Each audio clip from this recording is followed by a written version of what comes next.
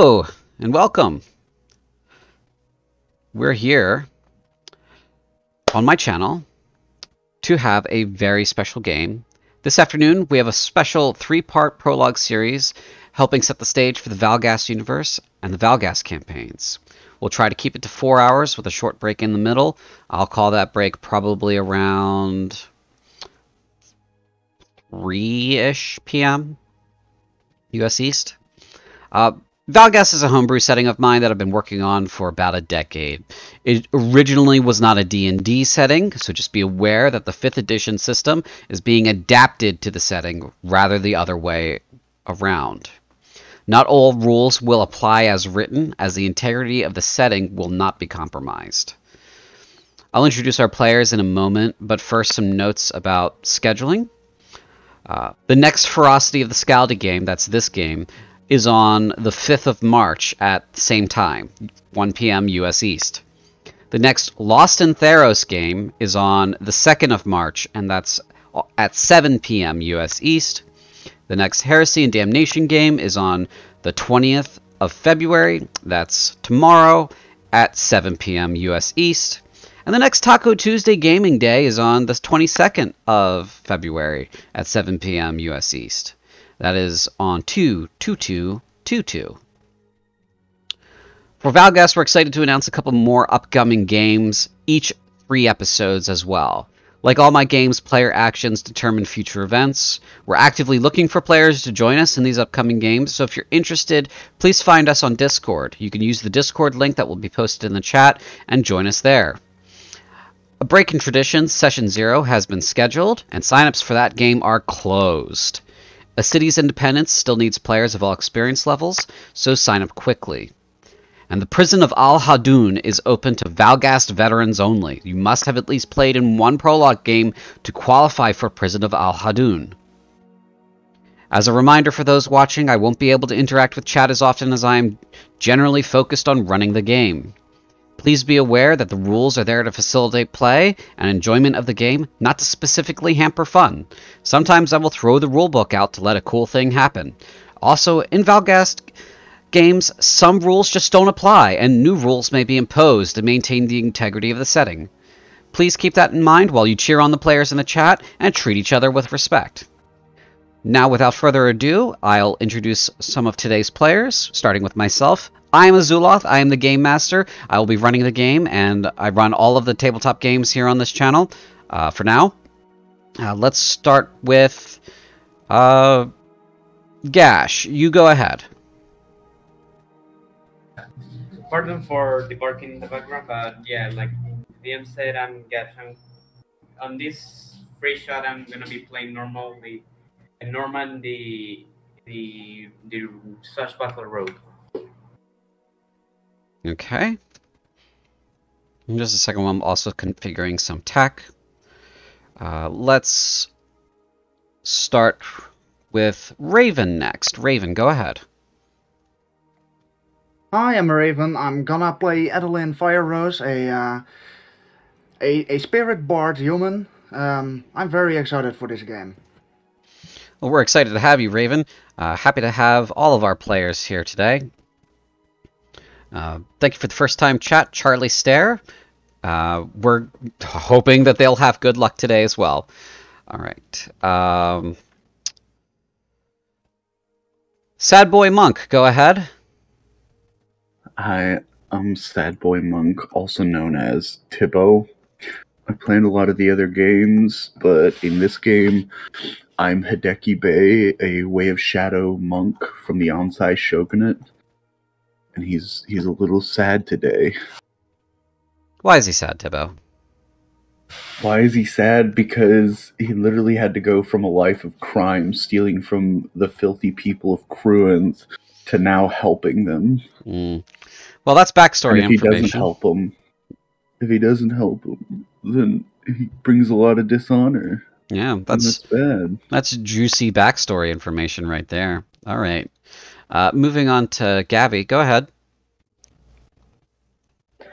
Hi, I am Gabby. I play Nova in the Theros game, and I played Toko in one of the other prologue games. Today I am playing Verica, a half Drokogre barbarian,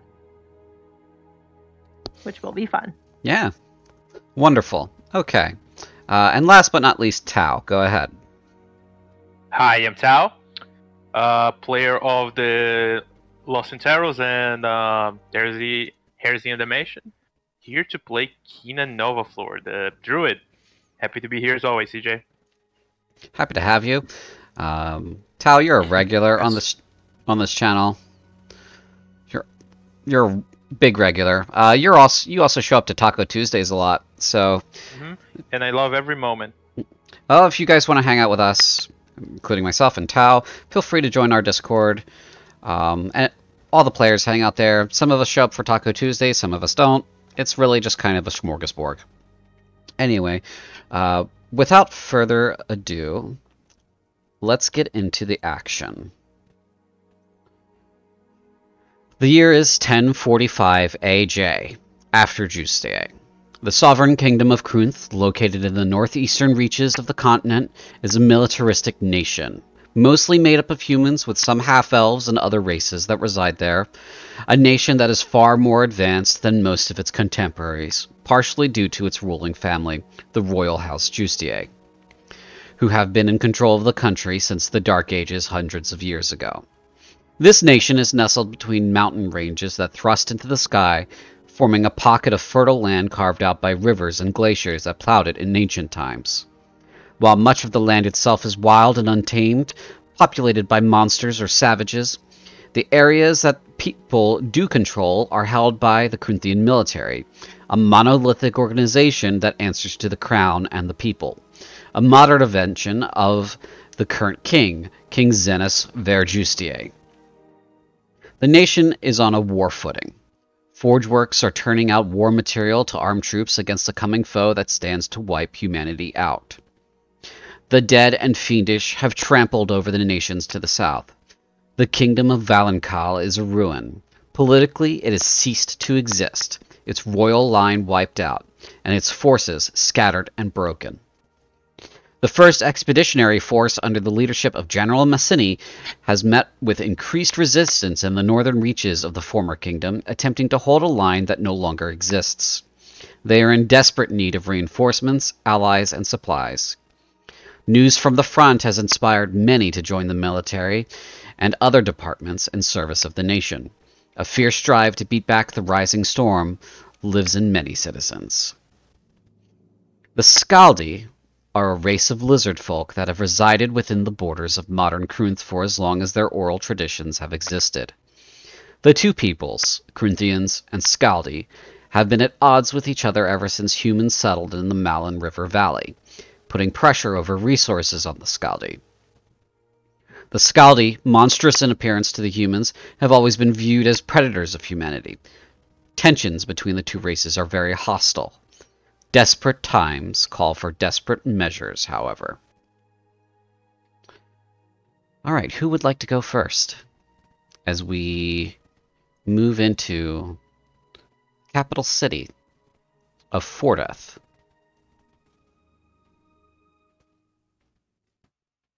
No volunteers. Uh, Okay. Oh, if Tao wants to go first.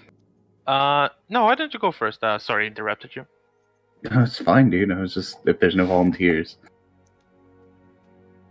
The black site's been removed. Yeah. Shut up.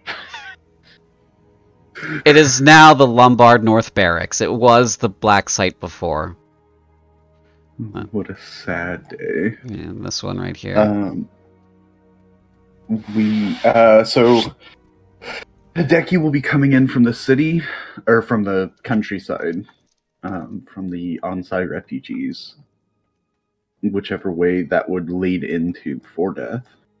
So, with the way that the nation is configured, the road from the south would be the road that he would come in from, as most visitors to Fordeth would be coming from the south. So that would be this road here. Gotcha. So most of what he's doing on his way in is kind of just like getting different vantage points, looking around, kind of just blending in, even though, like, based on the way he's dressed and everything, blatantly does not blend in. Mm-hmm. And this is most of what he's doing right now. And he'll, like, slowly make his way towards the castle. Because he has a letter of summons, I imagine. He does. Okay. That's most of what he's doing. He's not here to shop. He's not here to, like, fraternize with people. Okay. As you pass along the main boulevard of the King's Road, you do notice that there are several people who are stopping and taking looks at you, as your mode of dress is very different than most of the people who live here. Soldiers kind of clock you as you walk by, but they don't seem to stop you. Your letter that you have, that has been given to you by the Shogun, the current acting Shogun, has basically granted you passage into the city and has granted you passage to the castle. Right. So if you're heading straight for the castle and not taking any sort of rest stops, we will convene with the group there, and we will switch to someone else. Well, I guess the big thing is, has he heard of any Ansai refugees that have made their way to the capital city, or are we all mostly based together? So most of your, and you would know this based on your background, Right. most of the Ansai refugees are in Delta. And Delta is one of the cities in the southeastern part of Cruinthe. It is one of the cities, is the only city that has water access to the ocean. And that is where the fleet landed. Okay. So that's where most of the refugees are. Most of them have managed to make it to the fleet. They stay around the fleet or in the areas around Delta. Yeah. They don't tend to leave the fleet because the fleet has provided them safety. The Ansai fleet has provided them safety for a number of years, and almost a decade at this point. And that is a safety that a lot of people don't want to give up. So they're generally within distance of making it to the fleet within a day or so. Those that have spread out into the rest of Cruinthe, which are few, but some have moved towards Helcorth, which is the southern capital, or have moved further inland towards and up the main roads towards Morith, which is the commercial center of the nation, or towards Sorath, which is the town and city that's south of Fortith. They don't tend to go towards the capital city because there's a lot more military presence around it, and that makes them nervous. Gotcha. Other than that, I think Hideki will make his way, like, towards this center area. Notice this little, like, grove here, and he's gonna just chill out on one of the tree branches, keeping his eye towards the gates. I imagine that footage is wrong, but, you know, he's gonna keep an eye out there, see if anybody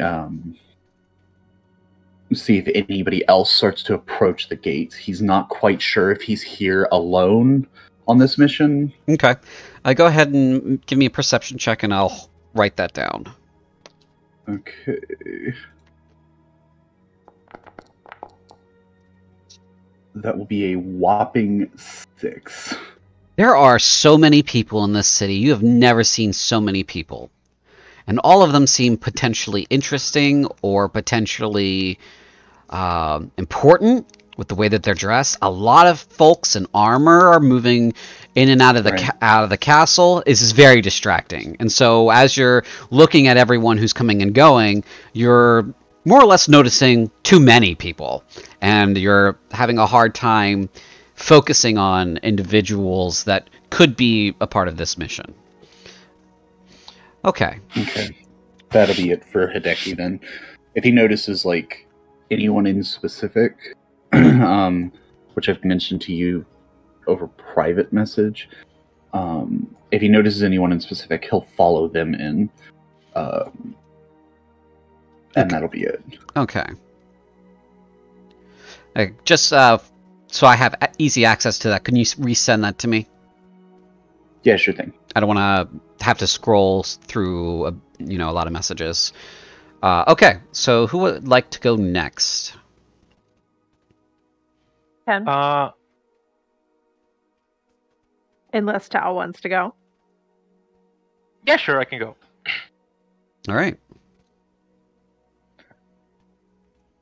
Go ahead, Tao. Keenan would probably be already on the city, waiting for the time that was described in his letter. What time of the day is it right now? It would be morning. Morning. He would probably be at Is the tea shop still there? Still working? Yes, Birch's little tea shop is still in operation. It's on Lombard Street. It's right there. Mm-hmm. Is there like a sitting area, or is more like a bar you go? Oh, it's a regular cafe, European or French style cafe, where you would have seating outside on the street around the building. So you can walk in, make your order, sit down, and someone will bring it to you, or you can take it from the counter and sit down. Keenan will be sitting down. Raven, do you think Adeline would be there with him? Yeah, Adeline would be there with him. Not talking much. Okay, so Actually, not talking at all. What about you, Norman? Would you be there? Yes, he would just be reading up on the language because of the summons, the specific mission, in order to actually be able to understand them to the best of his ability. Yeah. Keenan is just like legs crossed, very happy with the situation right now, drinking some tea. It's like, why don't you describe wonderful. your character for us? Keenan Novaflor is a tall, lean man on his early 30s. Dark skin, but with some mystical, bright blue eyes. Dark hair that's like very oily, goes over his eyes, and he keeps like very like well groomed. That would like betray how much he works in the wild. He wears some leathers. They are very that display like a little symbol of like a flower in bloom, stark white. He also has like this. It's not really a surgical mask, but it's like some kind of like a cloth that he keeps around on his neck that he can like quickly like pull up to his mouth and cover his nose. That he normally uses for his druidic work when, well, he uses a lot of spores. He's currently like sitting, drinking his tea. He goes like, wonderful. So, Adeline, dear, what do you think of the city? Treating you well so far? Adeline would react with a little nod. It was clear on her body language that she thought it was a little bit too busy for her. Mm-hmm. Why don't you go ahead and describe Adeline, Raven? Adeline is a young woman. She's currently wearing leather armor, which is detailed but also kind of rough detailed. She has a rose in her hair, which she plucked from somewhere. A few scars over her face, with shoulder long red hair. What is most notable is that she is almost always walking barefoot. While she is sitting on her lap is a small white fox, a winter fox, so to speak. She is softly petting the fox. Many could assume that is her familiar.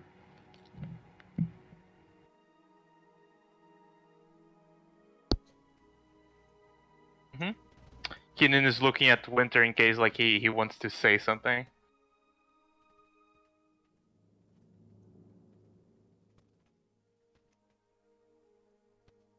No? Okay. Well, this is a little bit sudden, but have I introduced you yet to Norman? I think you all just met today. He used to be my old bodyguard. Norman, how are you? Take your eyes off your book. Hello. Yeah. Yeah, I believe we haven't met yet. Well, formally. Norman, please describe your character for us. Norman is decently high, brown hair. Black hair, half elf. He has a notable scar on his eyebrow, and no matter what kind of weather it is, he also wears a decent heavy glove on his right hand. He's currently wearing some regular studded leather armor with a coat on top, nothing too fancy. All right, you guys can continue your conversation. And Norman, this is Adeline. Well, Adeline, it's nice to meet you. Adeline just looks at him for a moment and just raises her hand in a small wave. Just goes back patting the fox. Really not saying much. I guess that fox is really important to you. You're really close. Adeline nods once again. Still not saying really much. After a few moments, a elderly lady comes out of the shop and brings you your order, teas, croissants, places them on your table, collects your payment, and returns to the shop interior. Keenan breaks the silence by doing a little clap. Amazing! Best of friends already, darlings. Anyway, so I haven't gone into much details, but I'm glad you all come to my summons. So I got this letter for a job. Here you go. And he puts the letter on the table, spins it around so both of them can see it. We got the summons from the big folk up in the castle.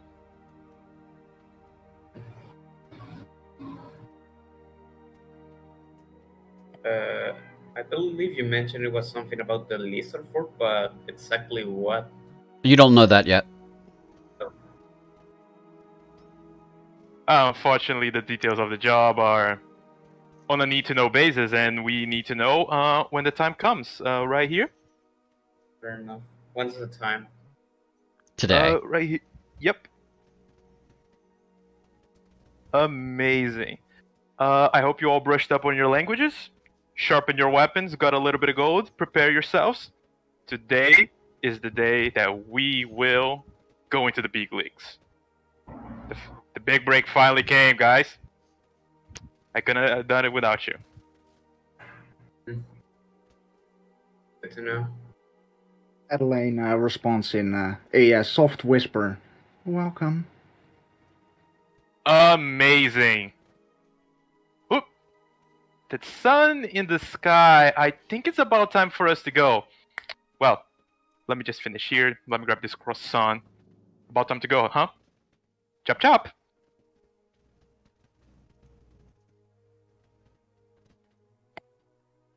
Adeline quickly finishes the tea she ordered and makes herself ready to go after the boys. Keenan leaves the... Oh, sorry. Norman just takes one big cup of the tea, accidentally burning himself a little bit, and just drinks it all and grabs half of a croissant. So we need to go to a castle or something? Exactly. Well, the only castle here. Yes, Castle Forteth is dominating. It sits on top of a hill, and you can see it from Birch's little tea shop, looking up Lombard Street. You can see some of the various towers and turrets around the wall of it. So it is not a tiny structure. It's very noticeable when you enter the city, and it's also very noticeable from a distance.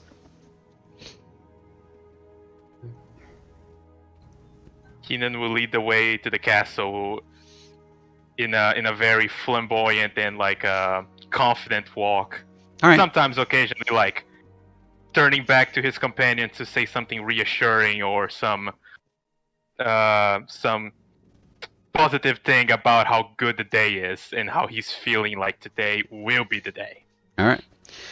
So you walk up Lombard Street, and you walk past, a variety of different types and, colors of people as you go, passing by military folk and scholars and such that are visiting the library, visiting the theater. A lot of military folk are hanging outside Scarlet Rose Tavern. As you go up, that would be this tavern here, and you proceed into the square and then head towards the castle.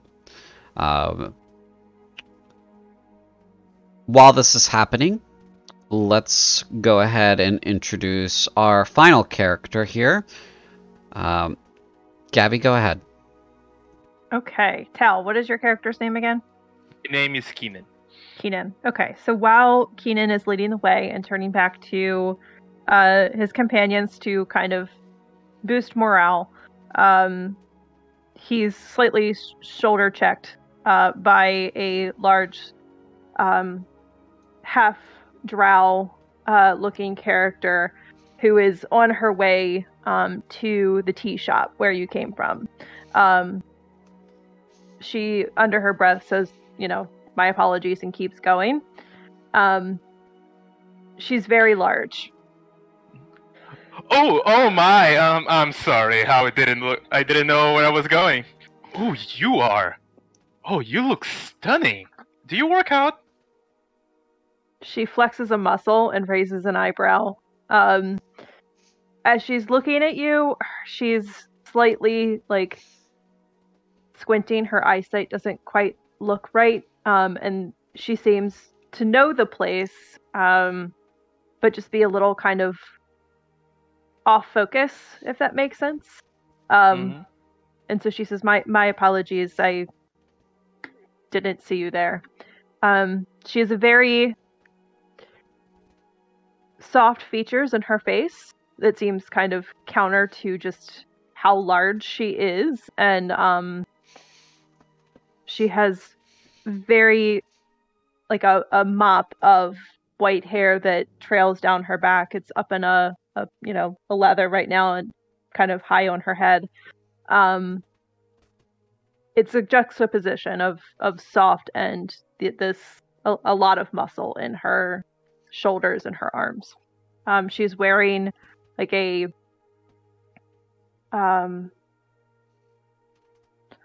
vest, like a cross vest, but there's no armor. However, she carries herself like a soldier. And as you pass the tavern, she's waving to some of the folks there, while she's also addressing you. Don't worry, darling. I didn't know the way it was going. Ooh. And as you flex, those are some nice defined muscle. May I? And he puts a hand so if you can touch it. I imagine it's the bicep or something. She holds her hand out. She doesn't know this person. This is a lot. Oh, where are my manners? My name is Keenan Novafleur. I'm sorry. She will hold out her hand for a shake. He will very courteously accept the handshake. He can feel in the handshake that she is holding back how strong she is. Oh my! It is a very tight grip. Oh my! Excuse me. Are you do you perchance take coin? I'm sorry. Are you a mercenary by chance? I'm a knight. Oh, is there like anything that would suggest that she was a knight before I said that? Familiarity with the people at the what was it, Rose Tavern? Yeah, she seems to have a familiarity, indisposition towards the military people on the street, and they also seem to regard her well. There may be some kind of insignia on her that you're not aware of that denotes rank that you haven't seen yet. Oh, forgiveness. I thought it was like familiarity with the people. Oh, as a matter of fact, and he would pull up a little bit of insignia. I'm also a knight as well. I'm more of a researcher knight. I'm sorry. Are you from the military? The great folk that fight on the front lines. I'm on vacation. I'd like to get my tea, and if you're around, maybe we can chat later. Ah, forgiveness.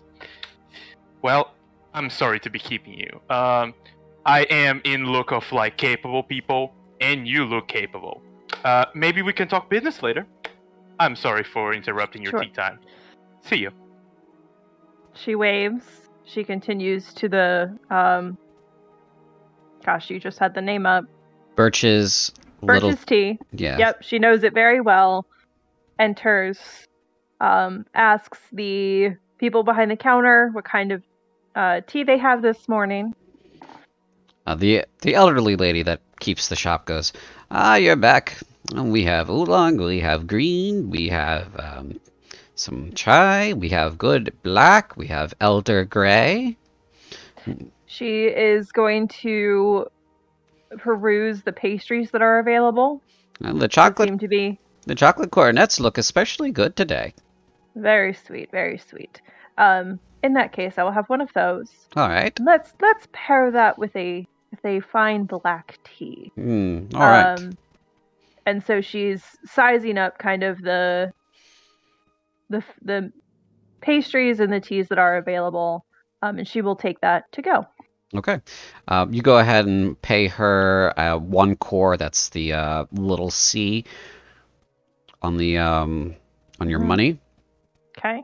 And she disperses your chocolate cornet and as well as your black tea to go in a little paper kind of cup.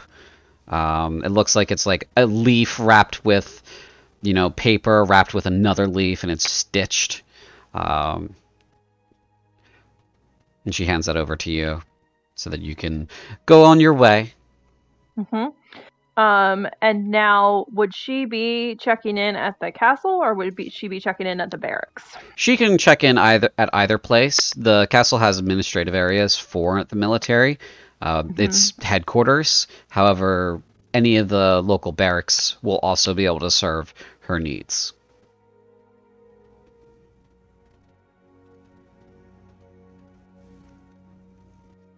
Okay.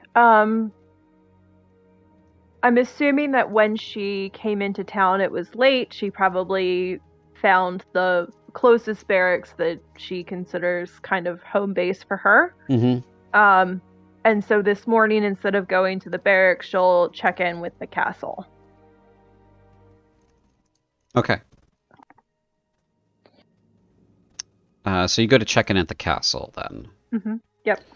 Let me just finish this.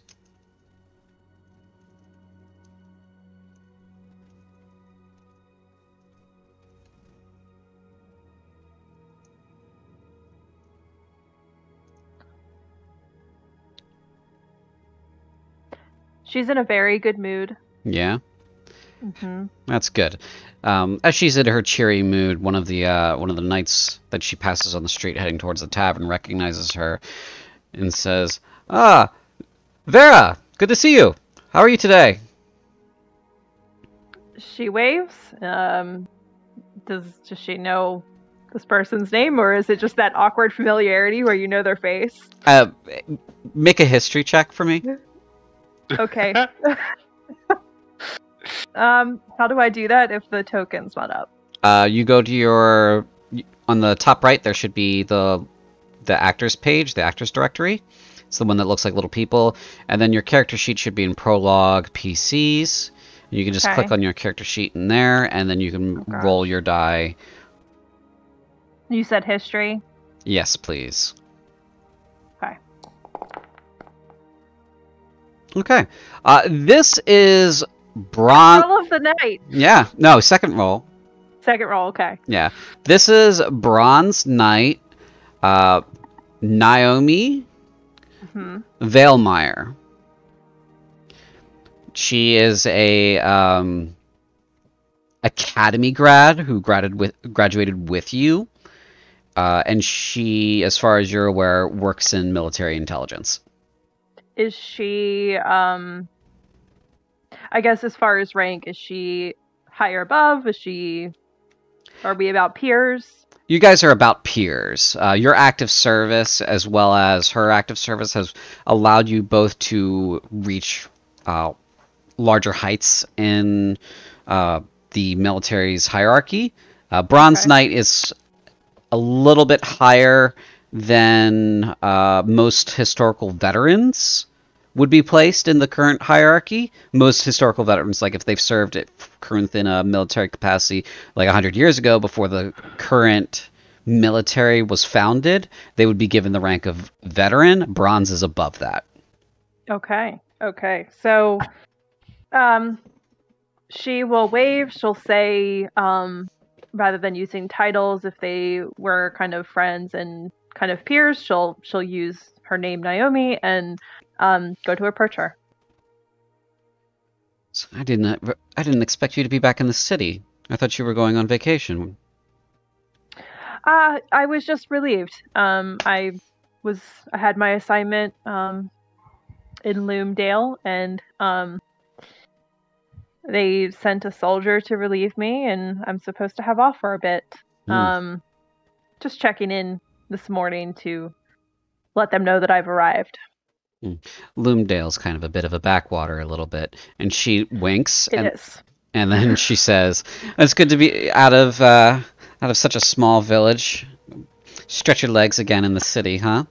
Well, I won't It's keep. been a while. Yeah, I won't keep you, but we should get drinks later." That sounds great. All right, and she starts heading southwest along the Lombard Street here, giving you, your freedom to pass towards the castle. Great. She continues to move towards the castle, knowing the area, feeling very comfortable and confident, and ready to get her vacation started. Okay. As you arrive at the castle, you are greeted at the information desk where you're checking in. The desk sergeant says, "Hold on. There was something in a file about you. What was your name again?" Veracasa of Jinan. Of Jinan. Here it is. And he pulls out an envelope and then a formal order sheet. You have new orders, and he passes them to you. The order better be that this is extra vacation. Doesn't look like it. The orders state that you are to report for duty as directed in the letter attached. She sighs. She'll step aside and open the letter to read it. Okay. The letter is formal summons from the Princess Superior to commit to a special military action. It is non-negotiable. She downs the rest of her tea. Has already finished her sweets. And just steps into the castle. Okay. I'm so sorry, Barack. So Was that how another character? yes, another character in Heresy and Damnation has been trying to go on vacation for about 10 episodes now. Aww. So, all right. The boys' Okay. boss. All right. So, you as you enter the castle, you are kind of brought to the side where those three people who were with that man Keenan and someone else have been kind of sequestered, waiting. There are a couple of men standing by them. All four of you, outside of Veracasa here, Veraka, have been identity checked. Like, you've all been, all of your identities have been checked. You've all handed over your letter to verify you're visiting the castle, and then you've been told to stand and wait by these two men in armor plate. So, to answer any question that you might have concerning whether or not you found Keenan, Hideki, you did not notice Keenan when he walked in, and eventually you would have walked in on your own, I believe. Yeah, he probably would have, made his way in on his own, but, as, stealthily as possible, not... No, there's one gate. Breaking any laws, but... Yeah, there's one gate, and then from the castle gate here, which is, stands in front of a chasm. You would have needed to then cross a drawbridge, which goes over the chasm into the security area, and there's a portcullis just beyond that would prevent entry into any further into the castle. So you would have been checked there. Right. So then you would have been set aside with the rest of the group. Veraka arrives last, and then you are going to be brought to where you're supposed to be going, which, as you all arrive at the castle, the escort consists of 2 members of the elite guard, clad entirely in plate that is intricately designed with gold accents, embroidered cloaks of red and purple velvet, and plumes of red feathers arising from their helmets. These 2 figures in armor are generally unfamiliar, yet an air about them is apparent. People give way to them throughout the castle. As they lead you up to the meeting room itself is well furnished, and as you enter you see that it is occupied by 3 persons already. The youngest stands and introduces herself. She says, "I am Princess Superior Melissa Justea. Thank you all for coming. Please have a seat. Commander Hallworst here will brief you," and we will switch scenes with that. So please bear with me as I preload.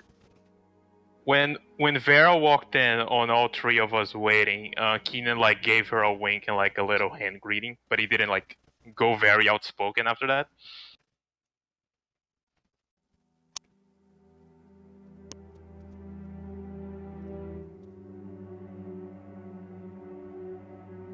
She probably noticed, clocked them, and internally sighed, but waved.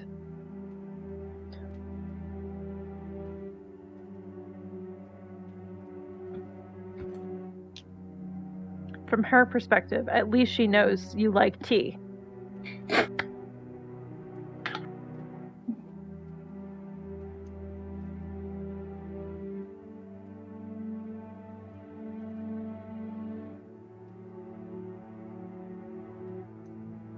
That dude just ran through a wall. I'm just resetting the scene is all. He's the juggernaut. Alright. So which of those are Allegra's brothers? This one here, I believe. Nice. Yeah, that one's a Surian. So, they will lead you into the room here and take positions. So I will move you guys into the towards the room. Feel free to move yourselves in. Amazing. Can we sit on the plant? Oh, be careful not to sit on the plant, darling. There's one less chair than what is necessary for everyone. Hideki will just stand. He looks at Hideki for a second, go, "Do I recognize..." Oh, no, later.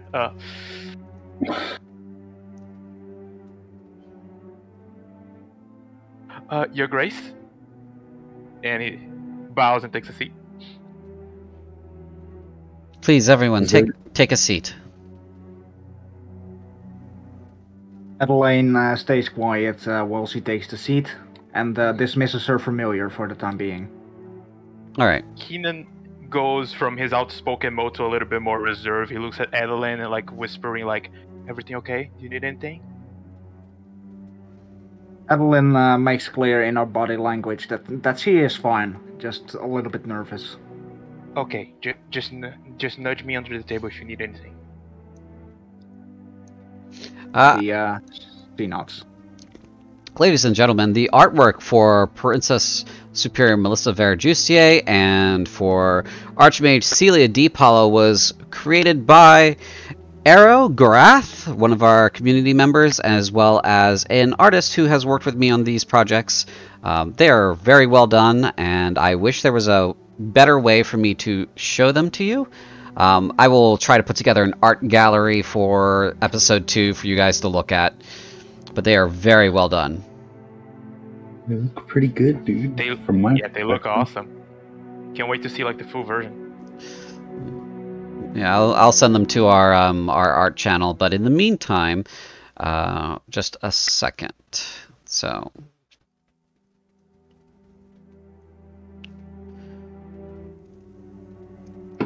And that one. Yep, send. Okay. She says, as she finishes, Commander Hallworst here will brief you. Commander Hallworst, who is this man here, the knight here,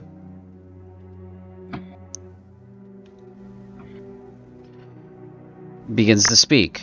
He has a sort of gravelly voice. He says, "You may have heard the rumors from the front regarding the way the war is going in the south. I'll be short. It isn't looking good. The enemy is outnumbering us on unfamiliar ground. The 1st Expeditionary Force is doing its best. Our duty to them is to make sure things here at home go well. They are buying us the valuable time we need to get allies and positions secured so that this country does not fall like the others. To make that objective a reality, you all have been summoned here by the Princess Superior to fulfill a duty.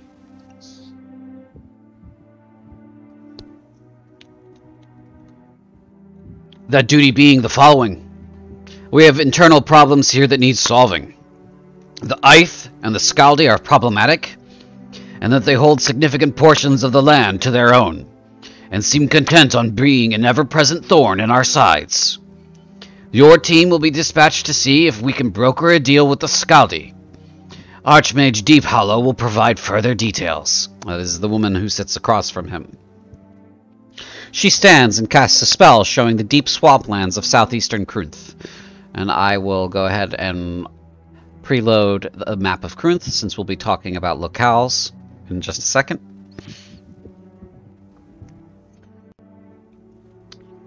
And as that spell begins to cast and landscape begins to show, she says, "These swamplands between the Bloodfell foothills, which do include some mountains, the Genkert River, and the Creeping Crag, Delta City, and the border with Valencal hosts the most at-risk and some of the most dangerous clans of Skaldi. The road from Helcorth to Delta has become increasingly dangerous of late, and we have begun to take steps to hold the southern cities for when the expeditionary forces pull back. That is some years off, however, and we are hoping the campaign can hold for the time being." And I will show you where she's talking about. This area here, which I will create a box, is the region she is talking about.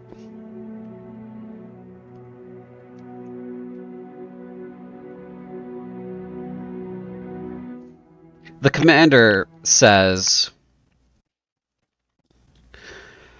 "The Shadow Claw Confederacy occupies these swamps and raids the holdings along the river, the road, and both Delta and this duchy." He indicates this particular duchy.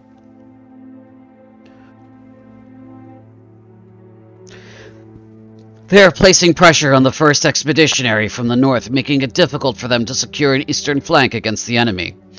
The Skaldi in this region know the land better than even we do, and they know the water as well. Their ambush tactics are extremely effective, and when they do attack, they leave no prisoners. If you've never seen one before, their warriors tend to be massive. They'll vary in size, but the big ones can be upwards of 9 or 10 feet in height. Their hide can turn swords, and they possess an insane bravery. I've seen them outnumbered 4 to 1, and they didn't back down at all. I respect them as warriors, and you should too.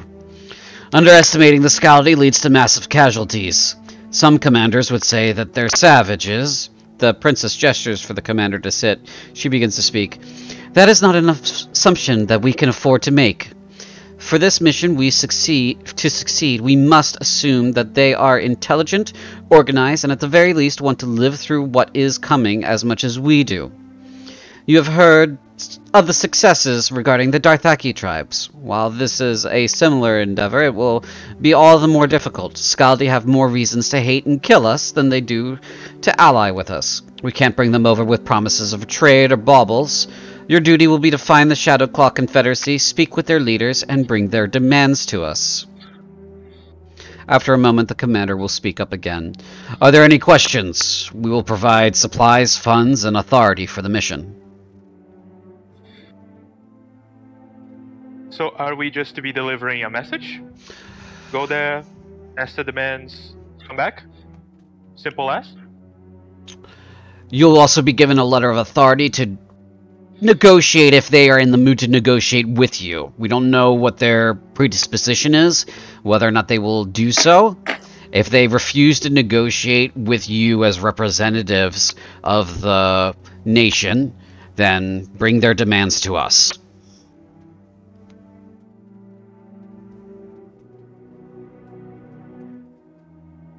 Do you think any of the creatures from the south may have slipped by and could be in somewhere there? That's entirely possible. Dealing with them may be a pain. That's a scary thought. Vera will speak up. If this community is as ferocious as you say they are there any potions or other assistance you may be able to provide in this regard? We will furnish you with some funding so that you can secure potions and such. She will nod.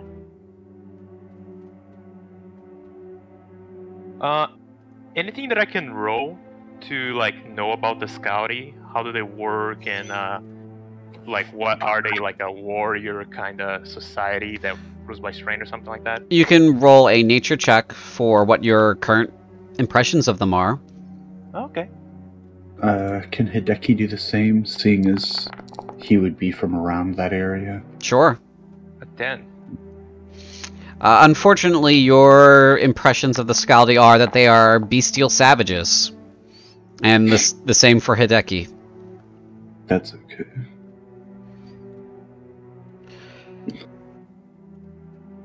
To further your goals, this is the Archmage speaking, we have furnished some information for you. Feel free to peruse. And I direct you to the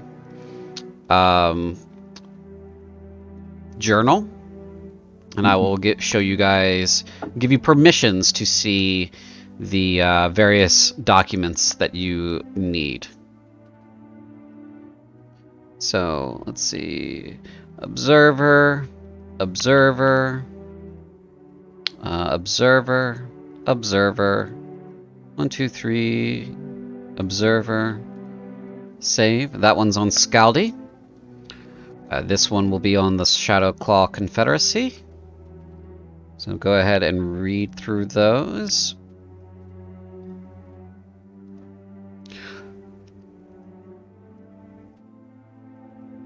Okay. And then you will be given letters of authority.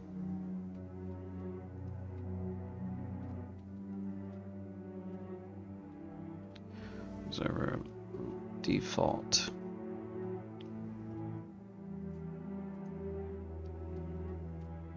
Okay. And the contract.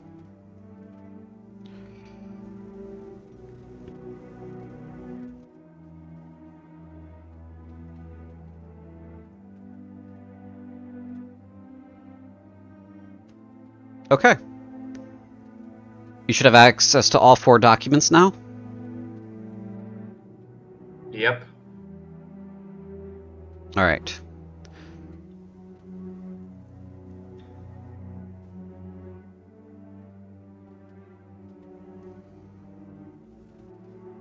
So I will show the stream these now, so please don't mind the pop-up.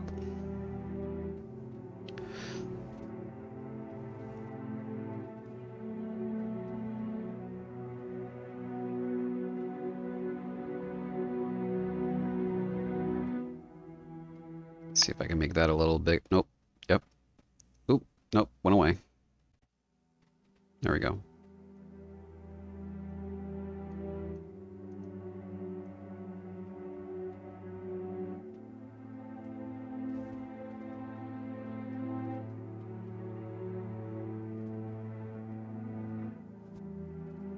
Any questions while you guys are reading?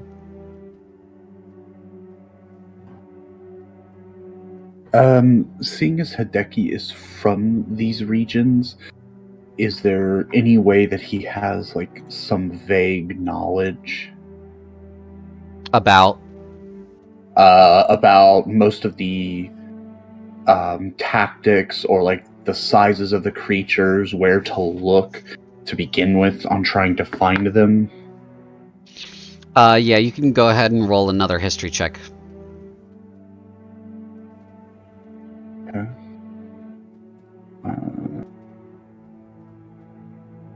Oh man, too bad Hideki is not very bright.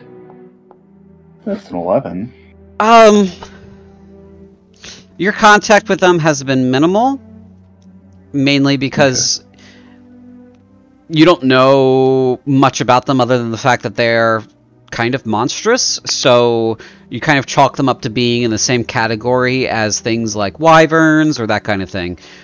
So the fact that they are organized and have like a system of government and perhaps villages is all new to you.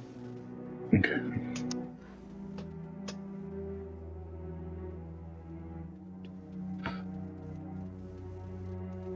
Would we have a specific location for where to search for them, or do we just have to pray and see if we can find them without them trying to kill us first? The second one. Goodness. If you'd rather not be on the mission, you are free to leave, the commander says. I'm fine staying. Oh, Commander, don't worry. This man is one of the bravest men. Talking about men and bravery, you told about the Skaldi fighting 4 people. I am curious, who won that conflict? Oh, the Skaldi did. Oh, amazing. So quaint. Oh, if you find 4 dead soldiers quaint. Well, we're gonna have to deal with these people. I think it's good to start getting my flattery ready. Well, in any case, a direct confrontation might just be literally suicide. No, we're not gonna try to confront them. We're the diplomatic party. Yeah.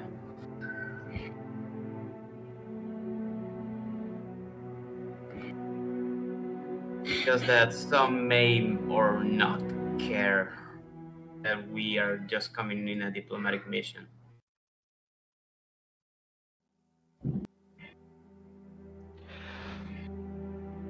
The commander speaks up and says, unless you have questions, we have other meetings to get to. Hideki will nod and bow and make his way out. Okay. Are we completely sure that bringing them things to offer trade and some basic discussion would not work at all? You're free to try it. However, we'd like to hear what they have to say as well. That's why you're given the letter of authority. I see, I trust you.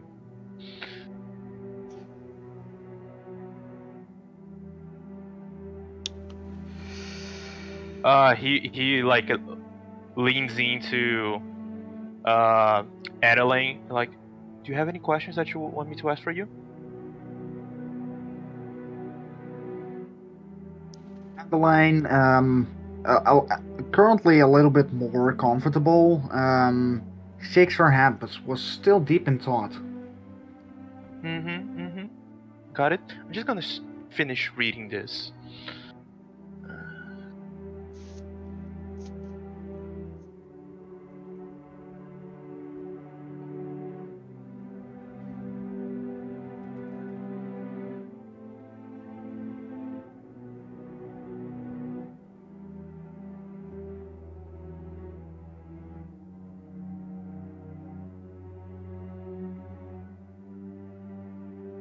Alright, in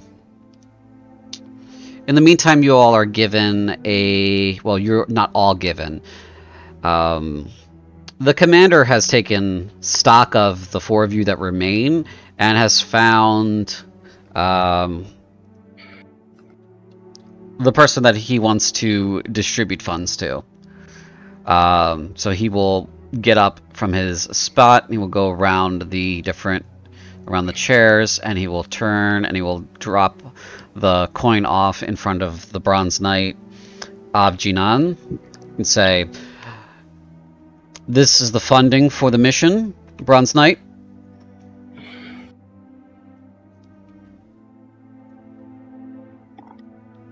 She will take it. And I was having Foundry issues, so if you can remind me if he said how much. He did not yet. Okay. He said, "Please use it wisely. Make sure to keep a hold on it. Anything that's left over, you'll need to return to the disbursement office." Understood. With that, we are adjourned unless you have further questions.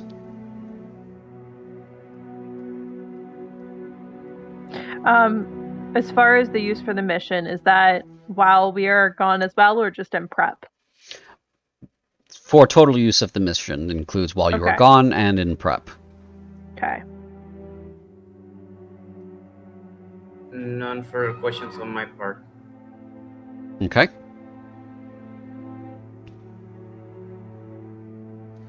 Keenan is threading the notes. Do we get to keep those? Yes, you can keep those copies. Thank you. Adeline, I think I'm finished reading in with my questions. Do you have anything? Shakes no again, and still seems to be deep in thought, but a little bit less than earlier. Okay. I think I will be withdrawing. Alright, well, you are free to withdraw when you want. Gets up, makes a bow to the princess and to the general and archmage, I think. Commander and archmage. Yeah, commander and the archmage, and he leaves.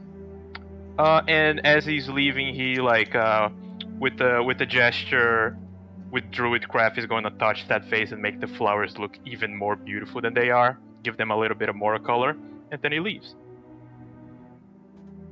Okay. With Keenan walking out, Norman would stand up, bow to the free officials, and take his leave. Okay.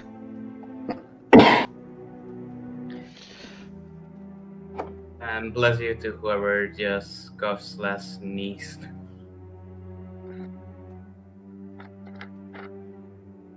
No, you. Adeline, are you also going to depart with Keenan?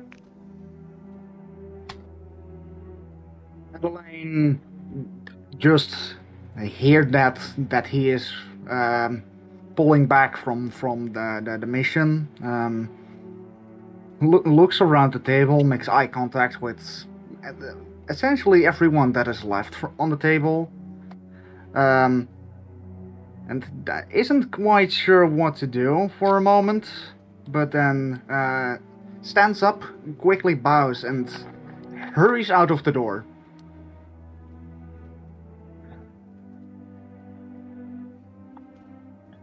Vera is still reading through the papers. She will look up and ask the general room if we were told when we were to leave. The commander says, as soon as possible. Also, if that fucking fop fouls this up, feel free to put him down. She nods. Of course. I'm going to take the papers. I will do the respectful bowing and leaving of the room as I should. Walk calmly to the door. Okay. And then try to catch up with the people who left to figure out where we are going to meet and leave. Okay. And how long we want to coordinate. As you arrive at the door, Asturian unlocks it because he had walked up and locked it and shut it and locked it after Keenan's party had left the room. Oh, okay.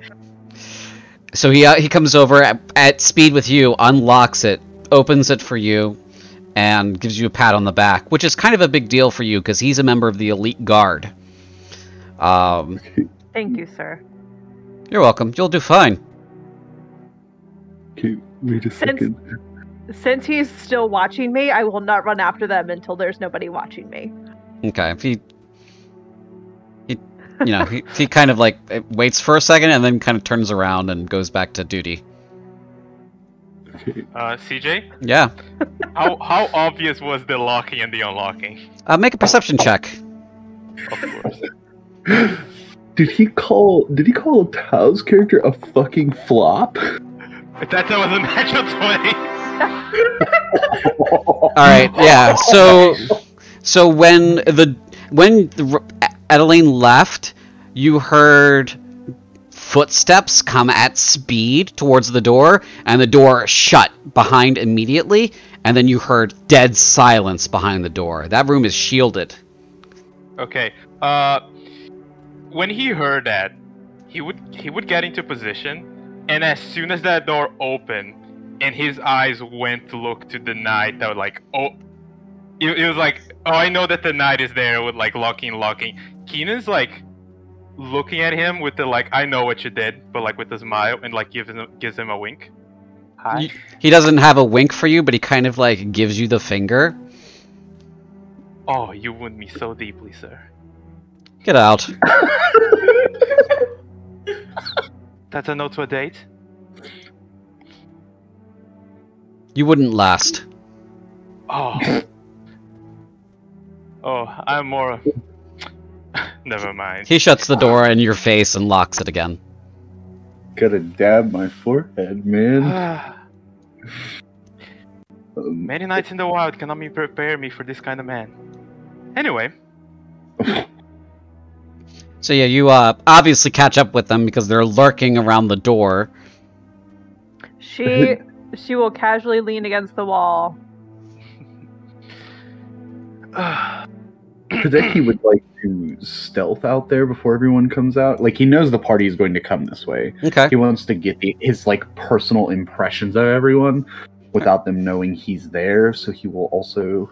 Okay, go ahead and give me a stealth check. Okay, he's also going to use a or 2 key points to make pass without a trace on him. Sure. Wow. So add 10 to that. Yep.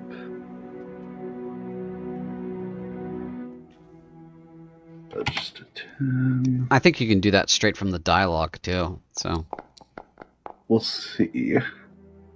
yeah. 20. 20. Okay, yeah, that beats everyone's passive perception. Though, as soon as the door shuts behind and Keenan's paying attention to that, he does clock you in the corner. But he's more focused on the door and stuff, so... Okay. If I can, you would see some, like, sideways glance as, like, you know that somebody looked deep in, like, eye to eye to you, but then he will, like, go back to looking at, like, Vera. Just to let you know. So, I thought you were in vacation.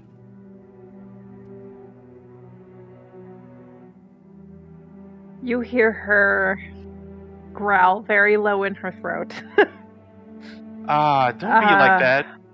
I'm quite a delightful company once you let your guard down. Anyway, the job. She, Can she take a quick look at how much they've been given as far as the funds? Yes. Inside the bag, there's some like pocket change, but there's also a promissory note for funding up to 1,000 writs.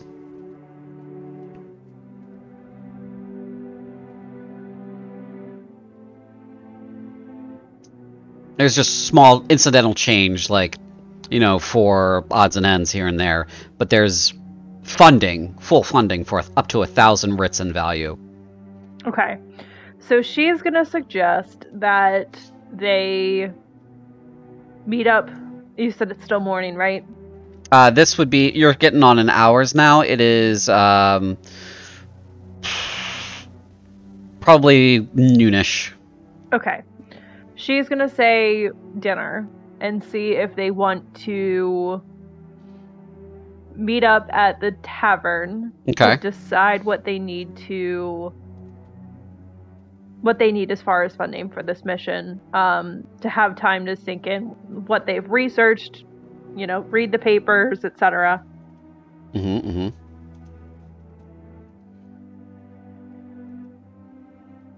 Oh, that seems delightful. Dinner at the tavern? Should I bring my evening wear? Maybe You can wear what you want to wear. Also, the dinner is not funded by our party funds, so keep that in mind. That's fine. I do tend to order, like, the most expensive stuff. Splitting the bill with me is not a good idea. Which is why I suggested it. You know me so great. well. I will see you all at the tavern. Amazing. Okay. See you She's there. gonna leave. Okay. Peace. She pieces. Okay. Well, my good friends, I think I will go. Maybe do some book hunting on the library.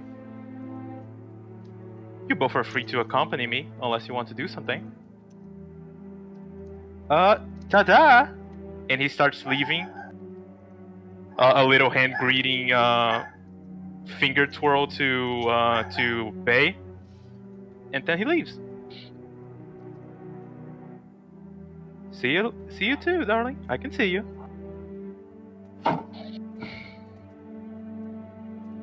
Adeline, without speaking, goes after Keenan.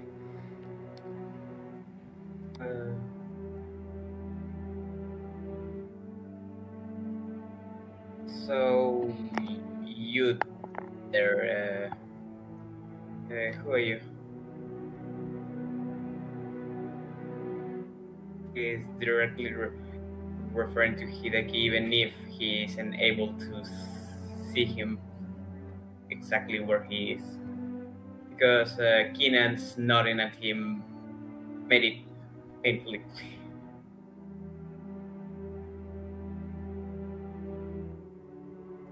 Can the rest still see me? No, they've moved on. Okay. I didn't even roll to try to see you. I'm assuming I didn't. My passive perception is 11, so... No, you didn't see him, so... Okay.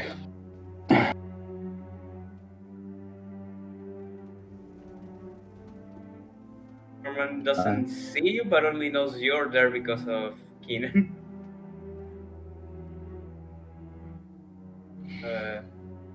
So you can talk to him back if you want, Hideki, or you can just stay silent and wait and make it awkward if you want. Up to you, buddy. Oh, let's make him feel awkward. Alright, so you wait for a while, and there's no response from the shadows, Norman. Now you're starting to doubt whether or not there was even anyone there at all. Oh,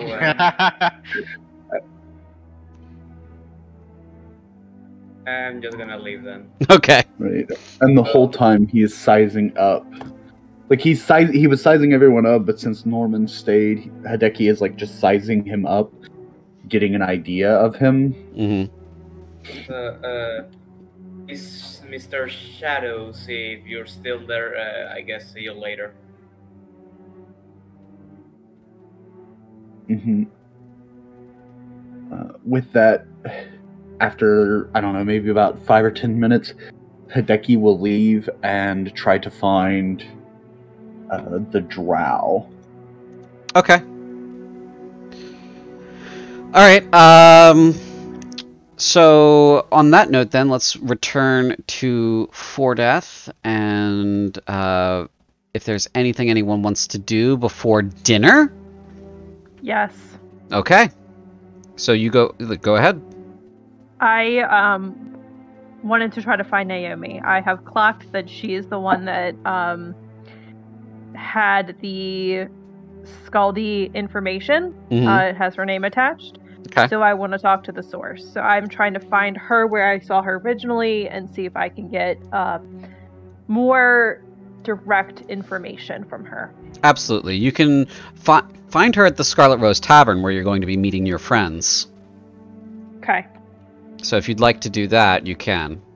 Yeah, I remember seeing her on the way, so I'll start there and do my thing. Okay.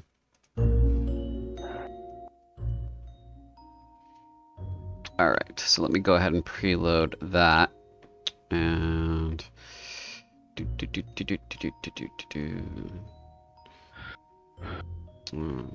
Alrighty.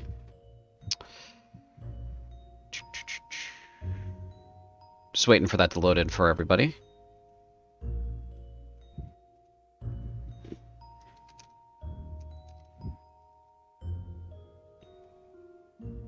Mm-hmm.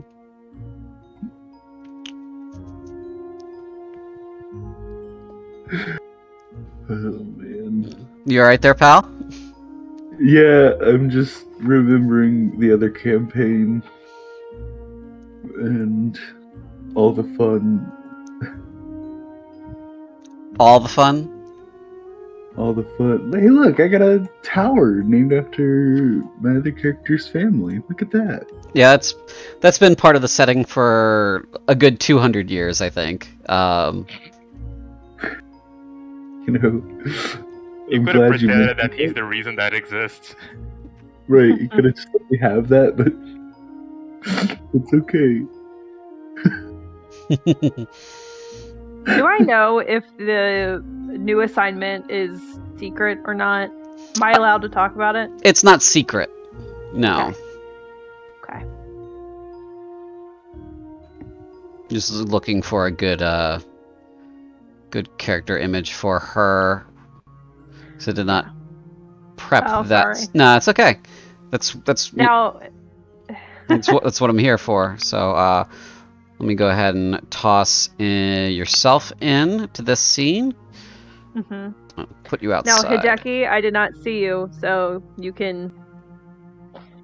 Yeah, if you want to follow her like a ninja. Oh, yes.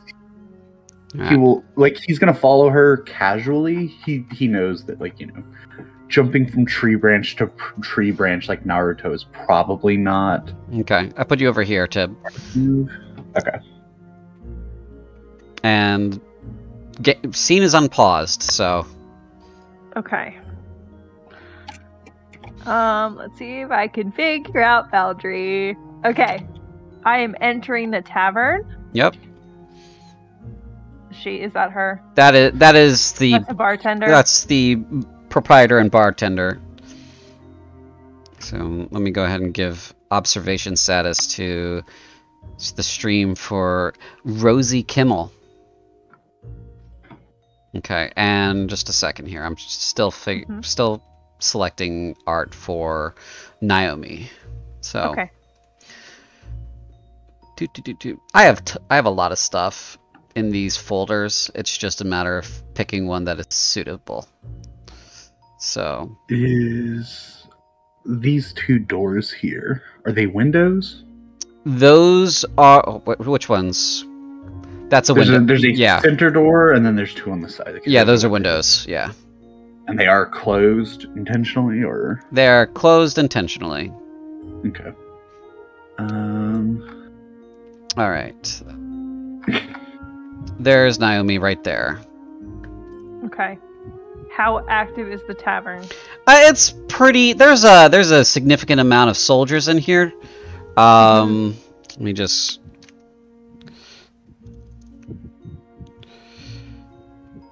Yeah. Okay. I mean, it's active. There are people at the bar, there are people, around the tables and stuff. So Naomi's over on the side there. Does she have anybody with her? No, she's kind of sitting by herself at the moment. Then I will just approach. Oh, force my way in. Okay. Sit down.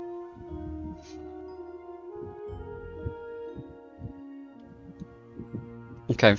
She says, "Oh, didn't expect you back so quickly. How are you?" She says, yeah, I don't have a lot of time anymore, and she'll raise an eyebrow and slide the paper over. Oh, you got picked for that, huh? Well, what can you tell me?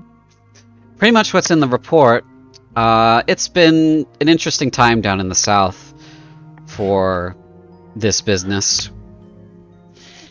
Was attached to 1st Expeditionary for a little bit, and then got moved prior to the new year to do the scouting for this, and then set my office up in Delta, had my scouts go out and keep an eye on things, and then compiled the report and came back. That's pretty much where I've been the last 4 months, so... In your opinion,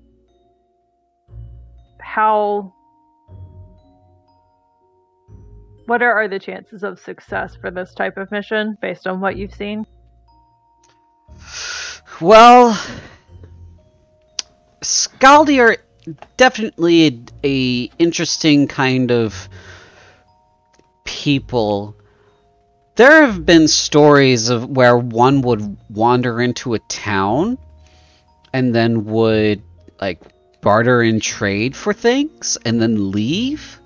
They're not particularly all violent, I would say. So there is a chance that we could have a diplomatic conversation, I think, between ourselves and them. Especially with this new evidence coming to light that they are definitely more intelligent and more politically inclined than we believed before. I think that's kind of a very interesting development, considering the times we're in right now.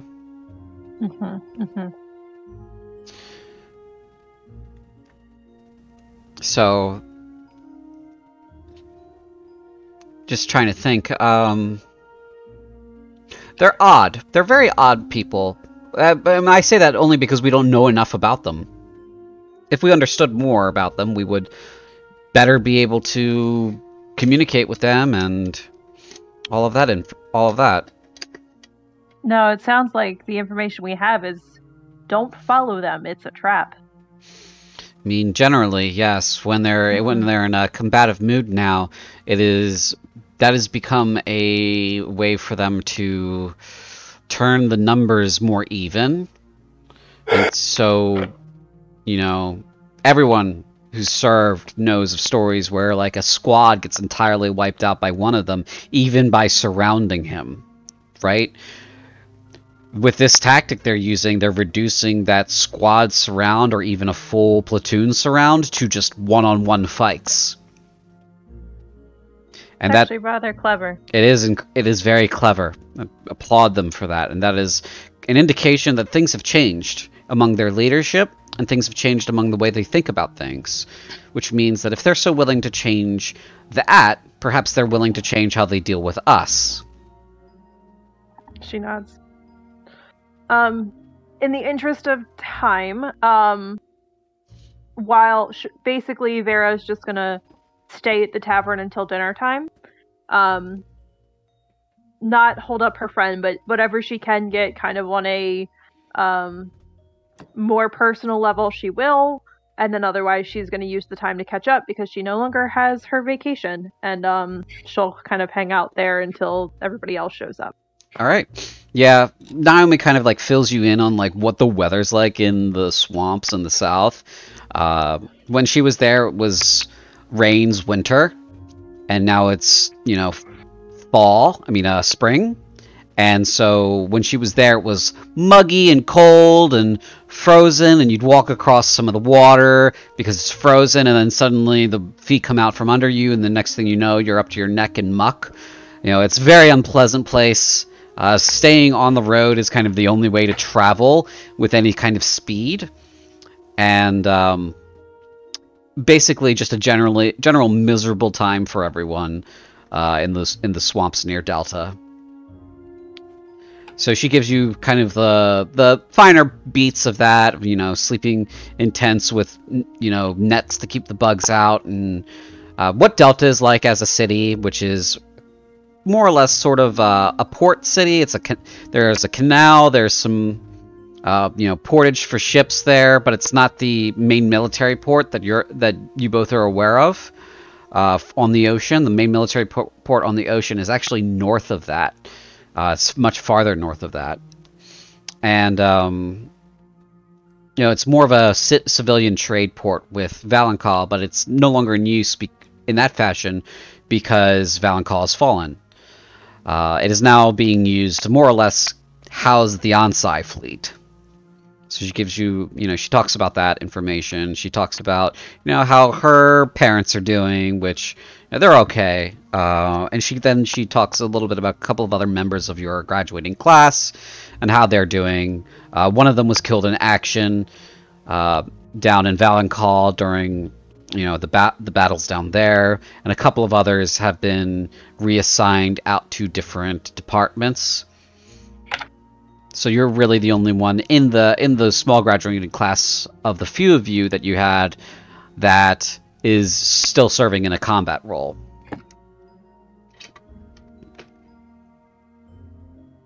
How much of this conversation does Hideki hear? Like the initial part. Once it turns into personal stuff, he's no longer interested. Go ahead and roll me a perception check. Given my roll so far, this is about to be really bad. A 22, natural 20. Natural 20, very nice. Nice. Very nice. We got that. I mean, it sounds like you hear all of it. Yeah, you hear all of that. We have that lovely no sweat emote. So Easy peasy, dude.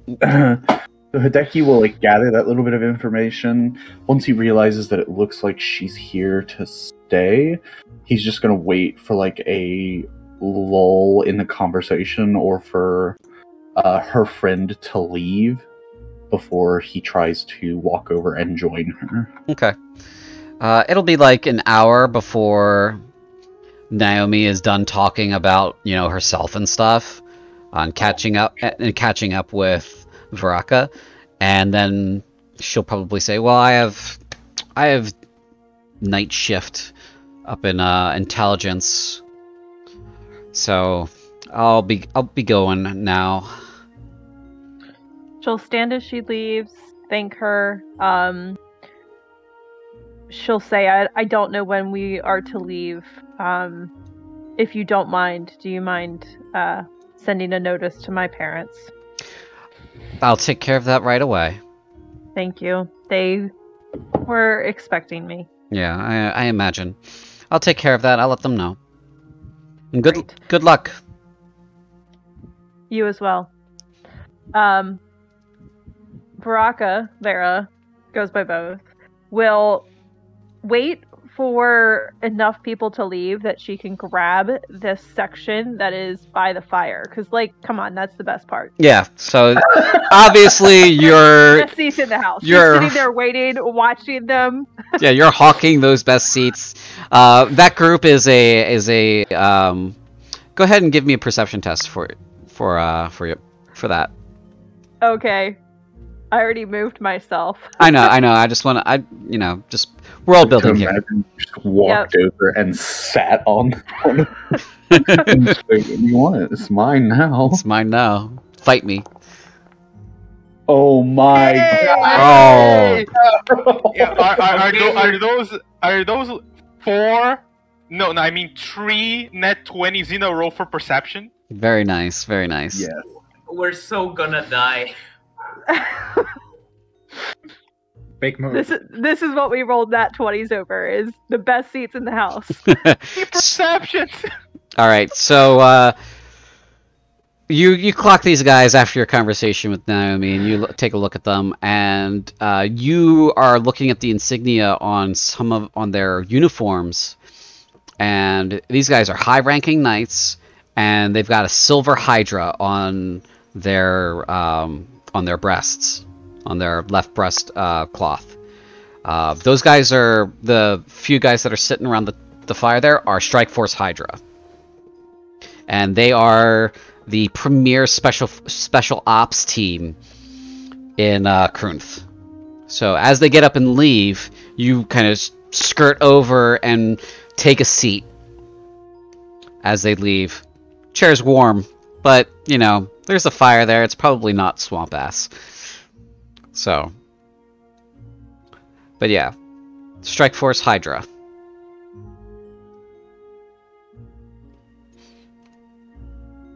Which we are not hailing, but I'm assuming she would be a little slightly enamored by them. Yeah, they're based on what you're saying. Yeah, they're kind Big of. deal? Yeah, they're kind of a big deal. They're kind of like if special actions and special forces knights had an upper echelon outside of like the elite guard. That's it. Being on one of those teams, it's like being a part of like SEAL Team 6, for example. Okay. She's hanging out by the fire. Yeah. I think you will come over and join her. All right. In the most impossible chair. It does not line up with the grid at all. I believe you can go off grid with one of the buttons. I'm going off the grid. Off the grid. Okay. Or I could just turn the grid off, but I think that'll break the doors and stuff. It's okay. That's okay. As The Hideki point arrives, is he's not standing on the back of the chair. He's sitting very awkwardly. since the door didn't open to have you come in, she just raises an eyebrow but doesn't say anything. He will look to her, and just like wait for her to speak first.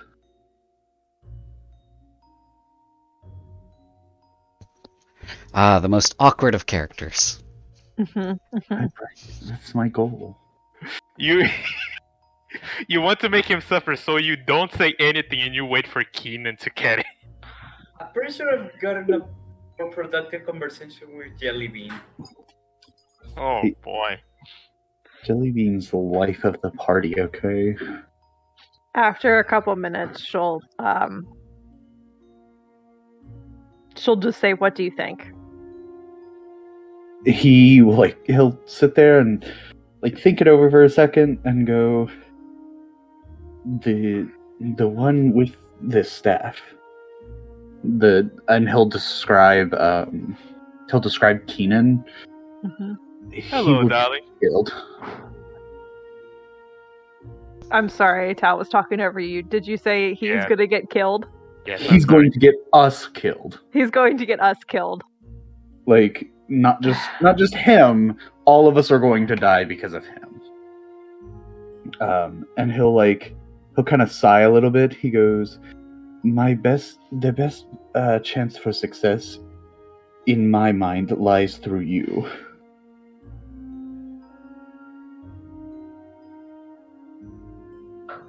No pressure or anything.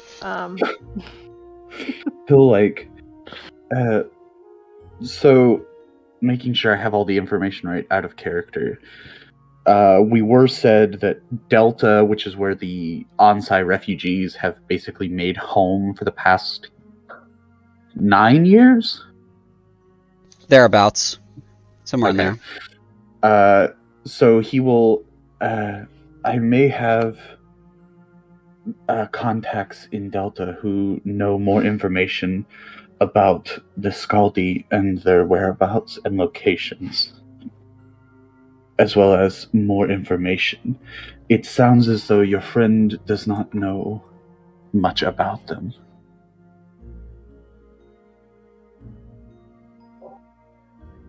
She will nod, and admits that the information provided is from solely an observing point of view. It sounds promising, but so do perhaps your friends. What is your impression of the other three?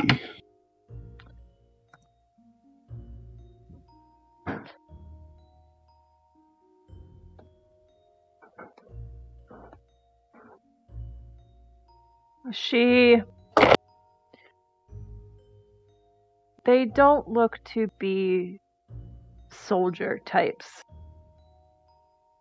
which worries me slightly, considering our mission. But maybe that's the point, perhaps. I can give them the benefit of the doubt for now. He'll nod a little bit with her.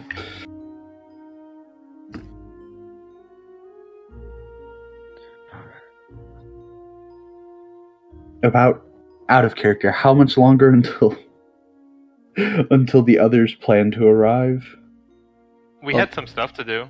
Yeah, we want to switch teams. So we're gonna make it over for you. Because it would have been like, I don't know. I assume that this happens over several hours. I got the calendar going, so if you want to take a look at that, that'll give you the current actual time.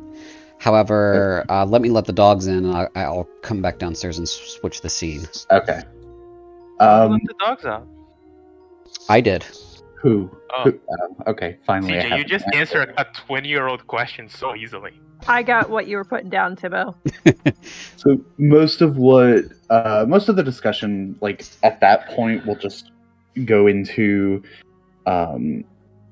Hideki will describe at least the region as far as he sees it, and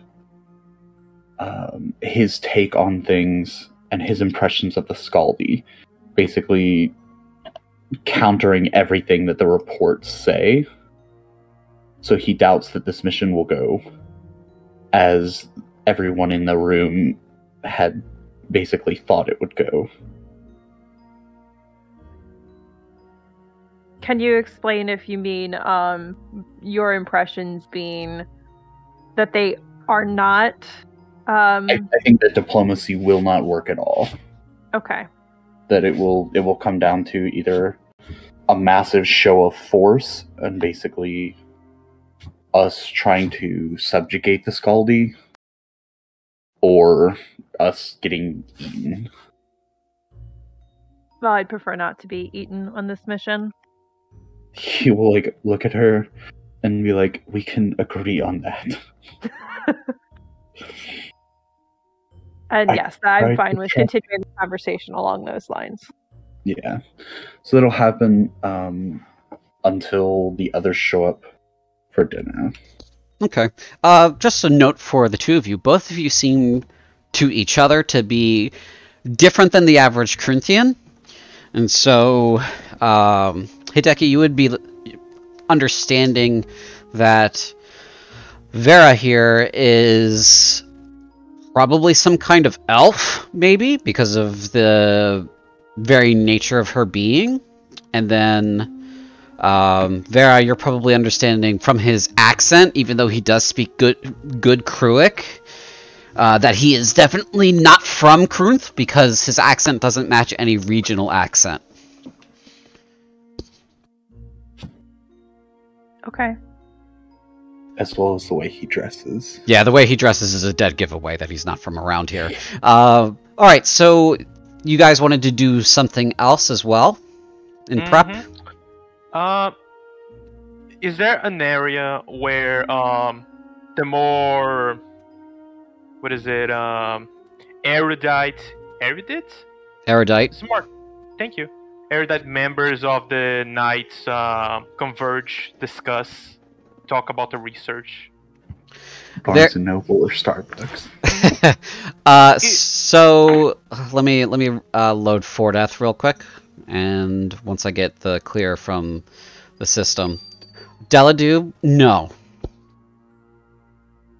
Hi, Della.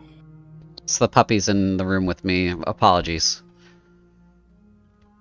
Okay, there we go. Alright, so people for research tend to gather around Berman and Nelon. They also will gather if they've got clearance for it for certain spaces in the castle. And then there is the academics tower up in the northeastern part of the central district, as well as the magical sciences tower.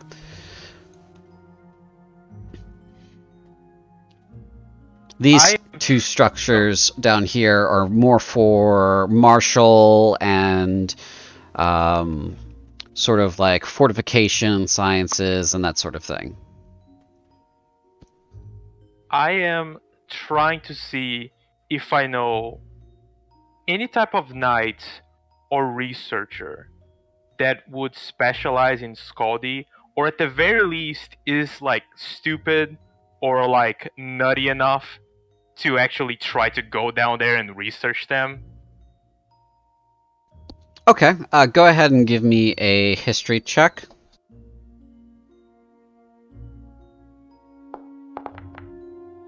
Uh, 15.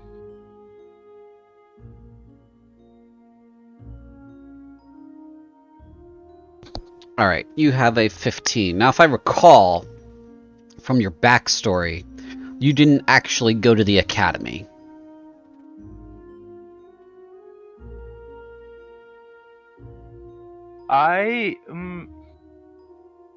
No, I feel like I went to the academy and then like I took like a... Let me see, let me look. Because what you've got in there is what's already cemented. Okay. So... Yep. I apologize for the baby girl. She is upset that I won't let her be upstairs with mommy, because she's a lot right now. So, if you hear any dog crying in the background, that's why she's upset. Alright.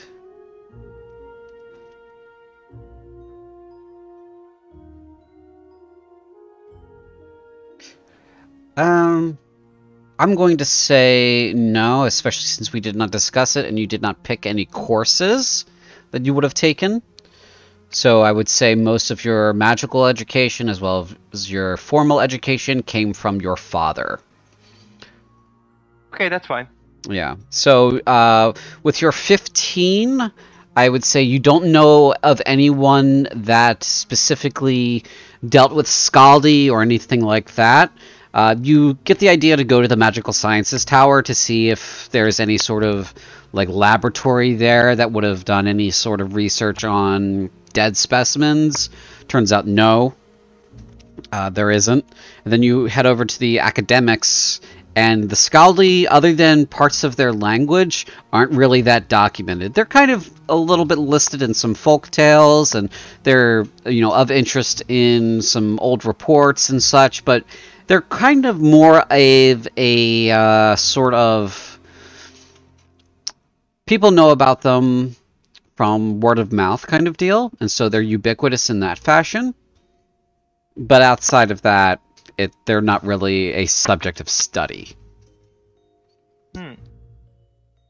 Is this what I like? Does this mean that if I went to the library and tried to find like something, I probably would not find anything, right? You're getting the impression that, like, unlike the Darthaki peoples, The Ith and the Skaldi have been considered on the level of beasts and monsters for so long that things are only just changing now, and that sort of research or documentation about them outside of like their general animalistic characterizations does not exist, right?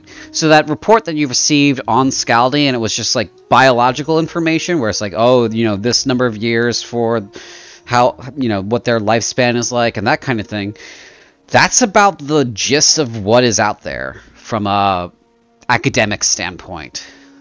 So there's no records of any literature that they may have created or any art. It just seems that the impression from the Cruinthian perspective has always been that they are monsters and that they don't have those things, and that is now changing based on these new reports and based on new understanding of them. Okay.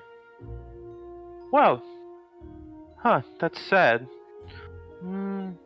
It is rather dull to come to the table without any kind of interesting information. Oh, I know. I'm going to research a little bit about the geography of the place. See what kind of things live there.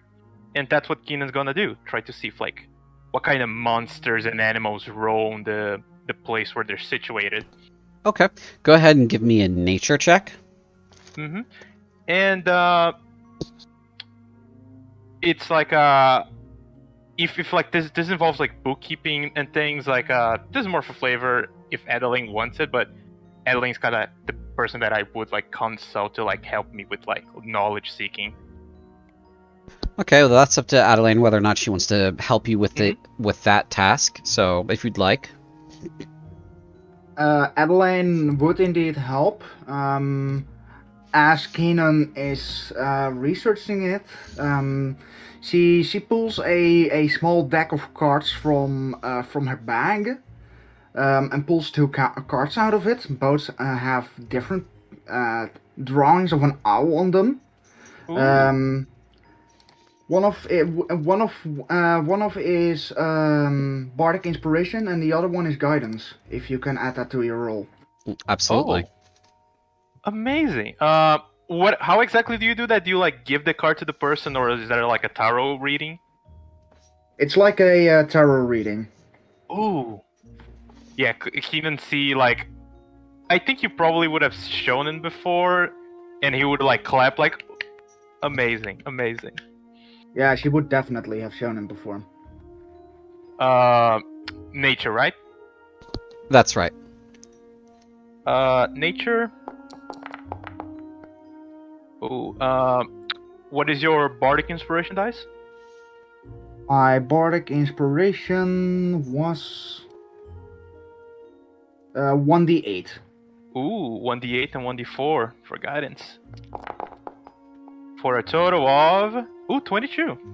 Okay. And you were looking about the geography and what kind of monsters and such dwell in that area, correct? Keenan is, since like he likes to travel a lot, he wants to like know. He wants like to make a list of like, he will look at the place, he will look at our distance, he will look at the geography. Like he starts making a list of to make a trip from here to there, we would need this because of this place. We would probably need a cart. We probably would like be careful about this and this. He wants like to make like the chronogram of this trip and to be perfect. Okay. So, firstly, regarding monsters and such that inhabit the area, various serpents, as well as hydras and such, are somewhat common in the area. There are creatures such as birds, tyrannical birds, and other kinds of beasts that inhabit the area. The swamps are kind of like a host of a large variety of life. Much of the swamps are extremely hostile in that they have, you could fall in the water and be bones in seconds from the fish that will devour you. Oh, jeez. Yeah, it's not a very nice place to live, unless you're a Skaldi, apparently, in which case you're probably one of the top hunters in the area. The other thing is, it is over 1,000 miles to get to Delta by road.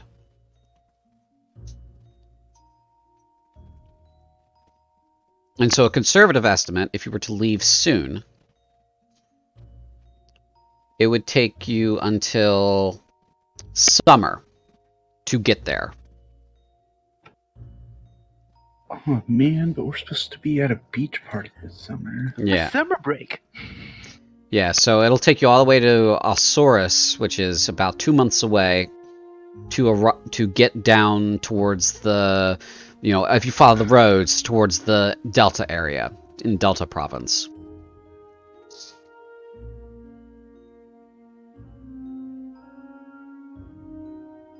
Mm-hmm. Got it.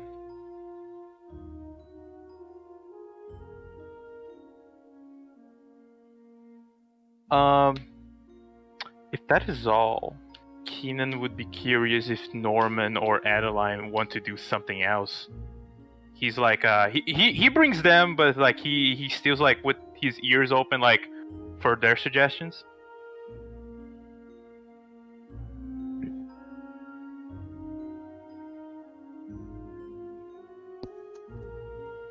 Anything that you guys want to say?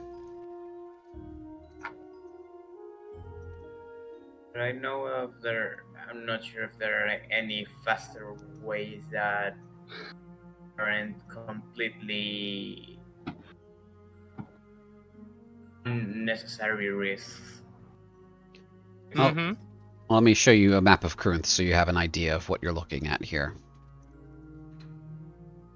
Alright, so you guys are in Fordeth. You're at the party marker, which is the white token. Okay? To get to a point where you could consider taking the river, you would have to go south towards Morith, which is about 300 miles, roughly. And then you'd have to go across towards this duchy here and hope there's a ferry or something to get you on, or a river barge to get you on a boat. And then you could take the river to Delta, if you wanted to go to Delta. Or you could continue to go by road and try to get to Delta by way of Helcorth around the Bloodfell foothills and through this duchy here. The road we will pretty much be entering the front lines.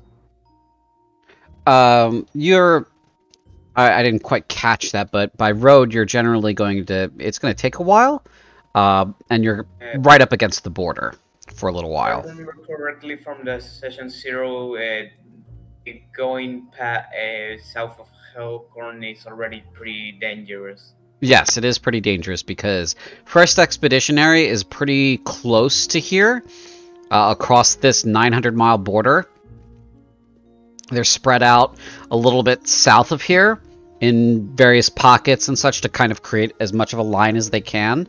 And so, like the commander said, there's no telling whether or not the enemy from the south has managed to push past those areas. So it's risky. Both ways are risky. Going on the river is just as risky as going by road.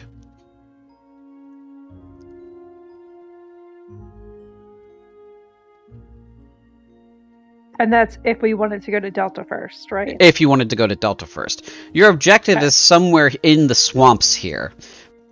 Probably between the two. Between the river and the road. In this area.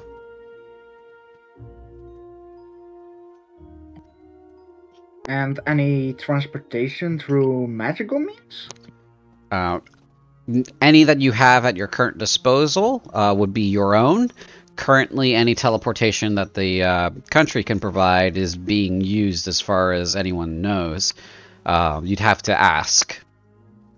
And that is usually controlled. Seems fair. Yeah.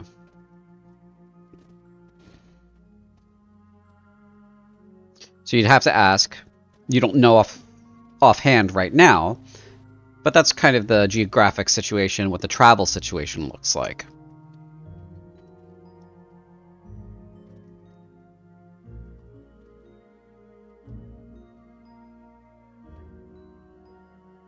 So we give you guys a moment to think about it.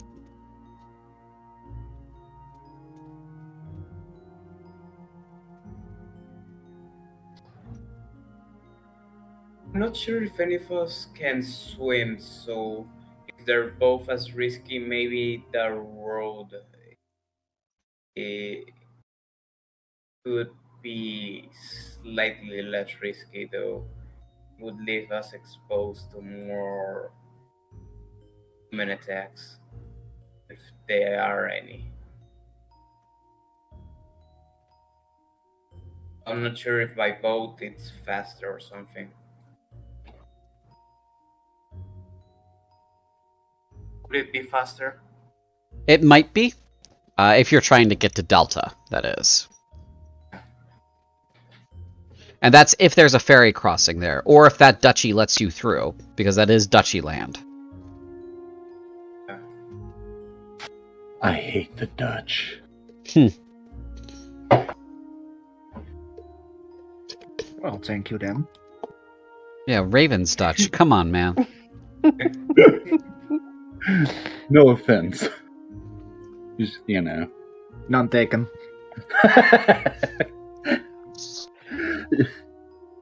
I mean, look, here's the thing. I will always vote boat. Mm-hmm. I will never not vote boat. Mm-hmm. But that's a Gabby thing, not a character thing. I honestly think the boat is better, especially if we are not the only ones on the boat. Out of character. Yeah. Does Hideki know of any, like, seeing as this goes straight through Delta, does he know of any the best means to go from, like, Hellcorth or from Fordeth to Delta? The thing that's kind of impressed Hideki is the quality of the roads in Cruinthe. Okay. Every road has, after a certain number of miles, a rest stop kind of area where it's sort of like a platform that has, you know, usually firewood and stuff stocked there, so you can at least get a campfire going for travel. The rivers don't have that. The rivers are also, as far as you're aware, and I'll give you this for free, they have very large serpents that live in them. Okay. If you remember from Manus from the not Manus from the West, Among Desert Jewels, the serpent that your good friend Contrary made allies with, that particular serpent, that creature type lives in these rivers. They live in the Malin River. They live in, you know, pretty much every river that crosses through Cruinthe. So there can be some very dangerous creatures in the Genkert River, and any monster that is applicable to the swamp is just as applicable to the river because of the nature of swamp to river access. So you're talking Cruinthian piranhas, you're talking, you know, all kinds of waterborne monstrosities like hydras and other kinds of dangerous creatures. So well, we are okay. I appreciate the information. I assume that this is still a conversation with them deciding the best passage at the library, right? yes, your information's out of character. They don't know that. Okay. So I mean, I can't even put that input into them because they're physically at a completely different location. Right. Okay. But we could be talking about it. Yeah. At the same time. Yeah. So that would, I guess, Hideki will pass that to her.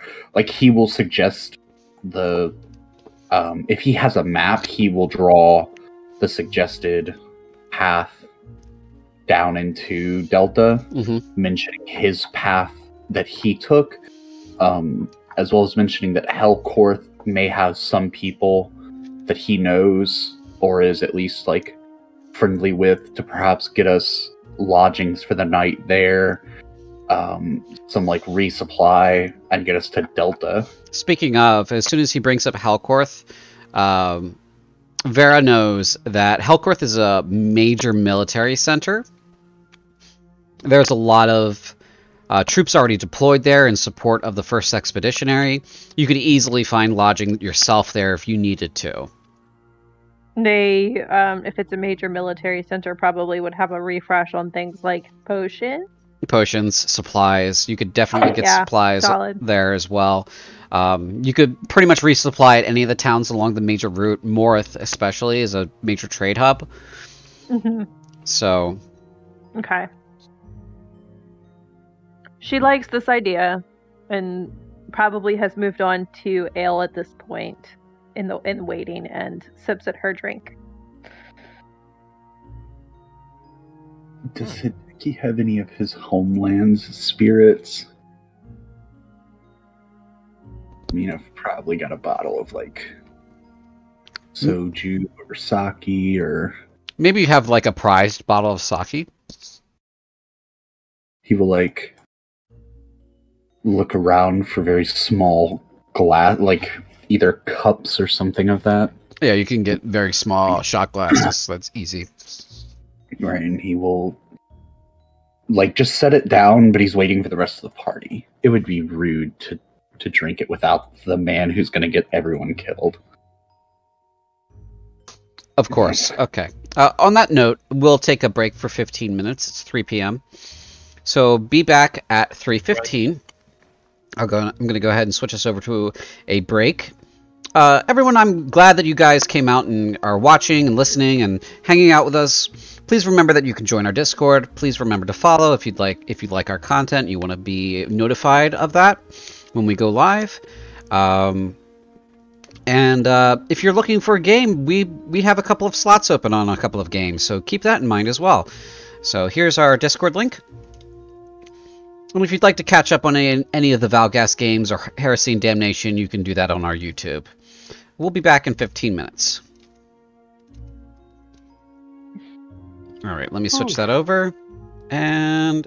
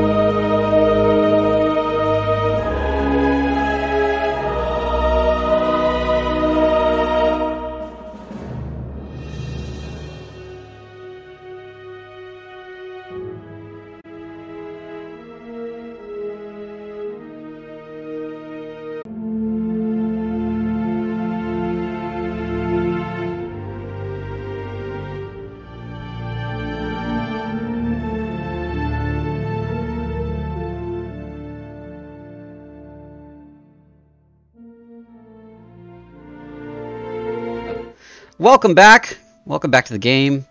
We're gonna finish up our second half here. But more shopping episode, more planning episode. So hopefully you guys are having plenty of enjoyment.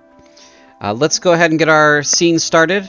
As you are arriving back at the Scarlet Rose Tavern for dinner to meet with the rest of your party, you notice that the sun has started to set over the western Darthaks, and it is getting on towards nightfall. I think the group will start heading into the tavern. Oh wait, are we gonna eat at the in the chairs? No table? Why not? Eight No table? without a table, -3. Hmm. Mm, Somewhere along the info gathering, there was a time when we were almost done that Keenan like went to the bathroom, Okay. but then he came back using his like he's now wearing like he slipped out to put on some finer clothing, some very nice like purple threads, a little bit of like a V-line on the chest. Very posh, very beautiful. He dressed up for this. Mm-hmm. you sneaked out on your own, like mercenaries. It's evening wear, and he druid crafts like a little rose that he uses as a pin on the left side of his chest. Oh my god, I already hate him. Now, you gotta remember that you're the druid, not the bard. I know. Look, I am the face, and you're the mouth. That's not wrong. Anyway, you use the words, and I be the looks. Did I meant to say that? Who knows? Anyway, we're entering the tavern. Hello there.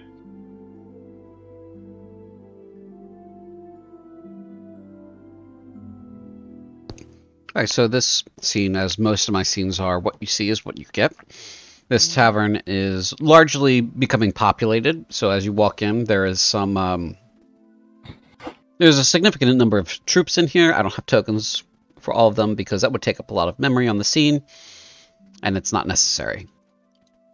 So as they walk in, Vera will very pointedly get up from the seat now, because they are going to eat dinner. And so she's not inviting them to sit in the best seats in the house. And she will eye up whoever she's friendliest with in the tavern, because she'll know. Like, come on, these are the best seats in the house. Mm-hmm. So she'll kind of like save it for one of the other groups to get to come over, and then they'll trade tables for the So for the fire. There's a group of knights who have just recently graduated, who have been kind of hanging around the bar a little bit. You've noticed them. They're probably going to be deployed soon, so you make the switcheroo with them. And she will invite their guests over to the table. Okay. Which table is the table? We'll say this one. Amazing. I'm actually in a chair now. Yeah, Keenan's gonna go like, darlings! Great to see you again. He's gonna take like the one between both of them. What a lovely evening today is. Hideki's eyeing his bottle of, like, sake a little bit. Eyes at him. Not much words for you. Now, I did say it before, but you do look very familiar. I want to say... Hideki's going to ignore everything he says, turn to the barmaid. Hideki Ben? And he's going to request a much larger glass for himself. Absolutely, hon. What can I get the rest of you? You looking for food? You looking for drink? Do you perchance carry any wines? Yes, we do carry some wines. What would you like? I want to start with some red wines. How much would that be? Oh, just a second. Let me take a look at what we've got. She pulls out a little clipboard and is looking at her list. Just a moment while I pull that up.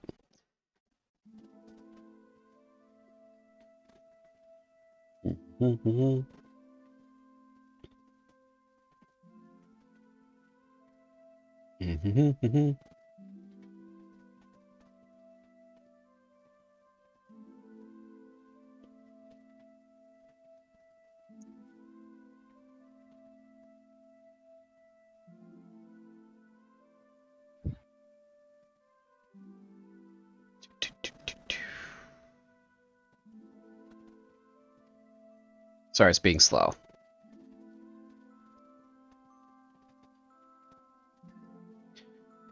Okay. She says, we got a good maltal red or a Zenora. Which would you prefer? I'll like the Zenora, please. Okay. She writes that down. I just want a loaf of bread and some water. Prison food. Got it. And some fish, if you may, please. Hmm. Oh, I'm sorry. Is there fish? I forgot to ask. We have the chowder chow down tonight. You'd like that? Oh, that sounds delightful. All right. A portion, please. Of course. Ricky will kind of just like stare at her and just like request some, like any kind of roasted meat that they have offered. So we got the chopper, which is a sandwich, if you'd like. It's got sliced roast salamander, ham, and river serpent with lettuce, tomato, onions, dragon fruit chips. Comes with a light alpine ale or water or dragon fruit juice, your choice. He will just stare at her and nod, not really sure of any of that food. Okay, who is next? My usual, dear, and that is an ale and a sandwich. Okay, so the Cruinthe chopper, which is what I already described, sliced roast salamander beef, roast ham with the light alpine ale. Yeah. Okay. You, sir, across the way? And she's pointing at Norman. Anything other than prison food? I can get some meat too. Alright. Actually, just give me the same sandwich the rest are having. That's what I'd like to hear. Alright, and you miss. She looks at you, Adeline. Adeline looks a little bit nervous to her, and almost in a whisper loud enough for her to hear, ask, "Do you have any soup?" We got the chowder chow down, or you can have the just a plain river serpent chowder if you'd like. The river serpent, please. All right, regular river serpent chow down. Okay, and she goes ahead and totals up your bill. That'll be 1 Ritz, 2 Duke, 3 Core.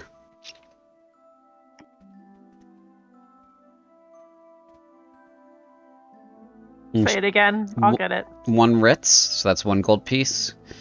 1, hold on. 2 Duke, that's 2 little D. And then 3 Core, 3 little C. Can you put that in? In the chat? Yeah. Yeah.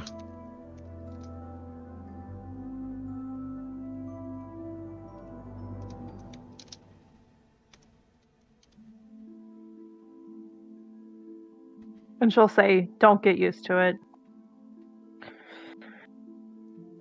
But enjoy. Alright, so while that's working, she does come by with your drinks. And places them on the table and walks away and goes back towards the kitchen.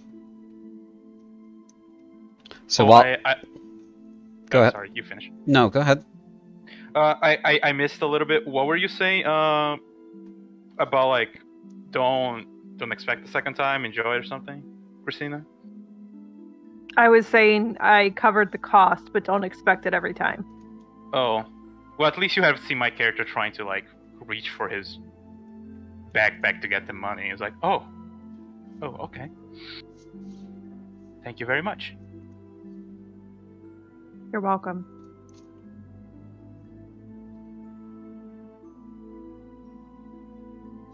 So, the scene is yours. What would you all like to talk about? Well, very quaint place. We haven't properly introduced ourselves yet. You, on my left. Hi. Didn't speak much.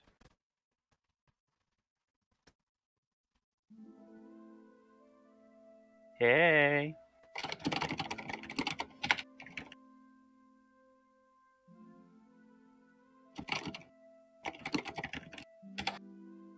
Typing intensifies. Sorry. He'll just Thank you he'll very just start much. pouring it and like passing it out and like give a glare to Keenan, and he will just get down to business. He will start discussing the plans, similar along the ways that he was discussing them with. You said it was Verica. Mm-hmm. Okay, so we discussed plans earlier. I think our best bet is to head to Delta first. Amazing. We also made some preparations for the plan, and Keenan would take out of his pocket some folded up parchments, and he would like slide up to you. I made some suggestions and preparations for a trip. Peruse if you wish to do so. Hideki will eye it. It is in a very fine handwriting. It is you would see like drawings of like the way we're supposed to go, with like arrows pointing at certain paths, like annotations like rough terrain here, recommended cards. Very objective and like easy to comprehend. Nothing very like grandiose. You see a list of like supplies for the trip, and if there was anything like weird, for example, anti-venom, that would be an arrow saying like reason, and he would say like fauna and flora poisonous, something like that. It would just be like the supplies and like suggestions on how for us to like get to where we want to go with like the safest way possible, and also the fastest. The only thing of contention from Hideki's point of view is the final leg, whether we take a boat into Delta or whether we go to Hellcorth. Yeah. Whether we go Hellcorth and take the road over, or whether we take the river. I would suggest the river. Depending on the size of the boat, the number of people in there, besides us, we would have safety numbers. The travel would always be ongoing, even when we're resting. There's a certain safety in it. Also, Delta, pretty close to there. Good for information if you want to. Never been there myself, however. Vera will speak up, Verica, and she's not sure how much Hideki at this point wants to share, but she will kind of for him in this instance. So there's probably monsters and such in those waters, so I'm not sure how safe it would be, and she'll leave the opening there if anybody wants to pick it up. Ah, yes, of course. There's always those complications. However, the goings ins and outs the rivers happen either way, and I'm sure that the sailors we can hire and talk with are probably experiencing such matters. It would be at least interesting for us to talk to them and see how they normally go. Your food is delivered. Thank you very much. Thank you for the meal.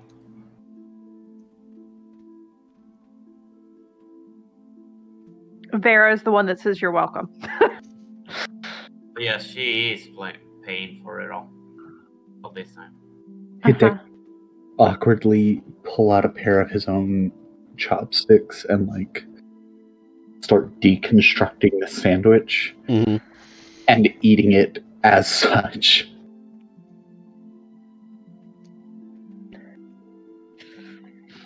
It's good stuff. Go ahead. Or no, I was just going to say, if I if we're in a moment where she could look at the list that Keenan put together and kind of gauge the cost of what all that would be, and if it covers everything we talked about, including like the tents with the nets and all that fun stuff that they align. Okay, go ahead and make an intelligence check. Okay. I'm assuming you guys, someone hands it over, because I didn't actually have it first. He actually has a second copy, and the writing on this one is even more neatly. However, you see that he has hearts over the eyes. He doesn't dot them. Oh, that's a one. Oof. So here's the thing. This writing is too nice looking. I can't read it. Okay, so how about this? If you raise an eyebrow, Keenan will like scooch over and like start helping you to give you advantage, maybe? It's like, I don't know if I can do advantage after the fact, but after that, no. Varaka has already decided that this entire page is worthless, and you like ball it up and you rip it to shreds.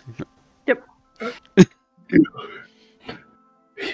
Hideki is going to stifle a chuckle, and he will then say, "I recommend us going to Hellcorth first, and then making our way via the roads to Delta, and avoid the river entirely."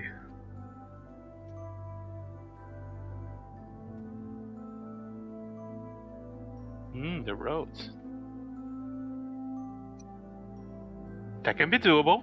It might take a while, though. But doable. It will take a while. Away. Mm-hmm. Although Hideki does not have the best understanding of, like, costs, can he make a check to see an estimated price of everything?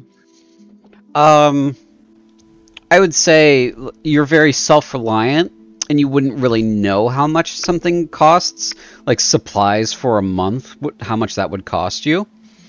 I can steal it for myself. It's okay. Exactly. That's where I'm going with that. So I can steal for the whole group. So he's going to look at it, take the other list. Is there a candle on the table or something? Absolutely. Okay. He's going to grab one of the small dishes of sake and take the paper, crumple it up, set it in the sake, and then light it.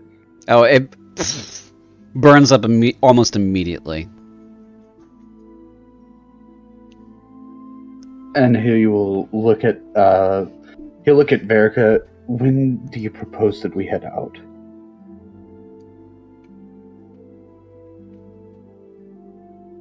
I think long enough for us to get the provisions we need, and then perhaps tomorrow afternoon, tomorrow morning. How long do you need in town? Hideki will look to everyone and say, what supplies is it that everyone needs? They were on the list that you just burned, and the one that you just tore up. Would you like me to say them? I will get the supplies for everyone. Where would you like to meet tomorrow? Ooh. What is going on? Bro, that is the most... This man is looting on Tarkov. What's going on up there? Everybody okay? Oh, that must have happened upstairs. Yes, everything's fine. Okay. So Hideki will just reiterate again, I will gather the supplies for everyone that we will need for our trip to Hellcorth, and we can resupply there. Where would you like to meet tomorrow morning?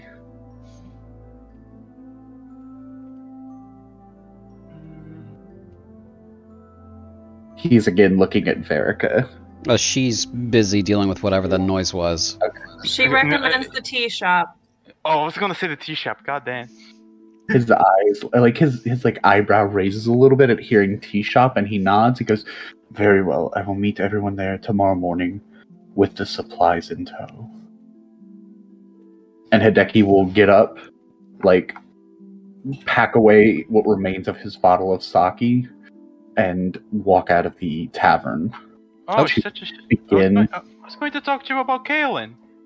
Oh, okay. And he will begin his planning and or recreational lifting of goods from those who no longer need it. Oh, The mania. oh, what a sourpuss. He gave you drinks. Chill out. All right. You get still your scene, guys. So. Mm-hmm.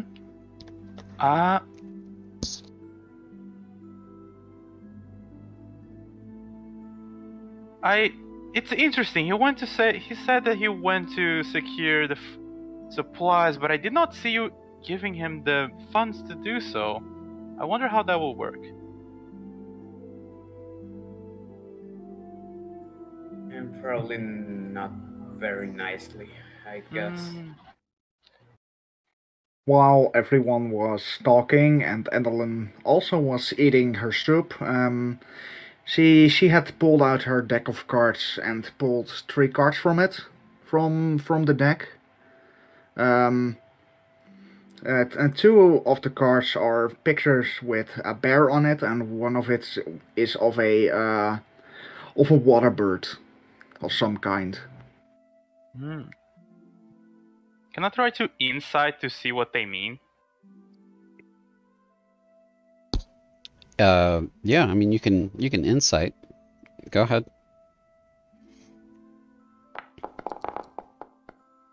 Nope. I am clueless.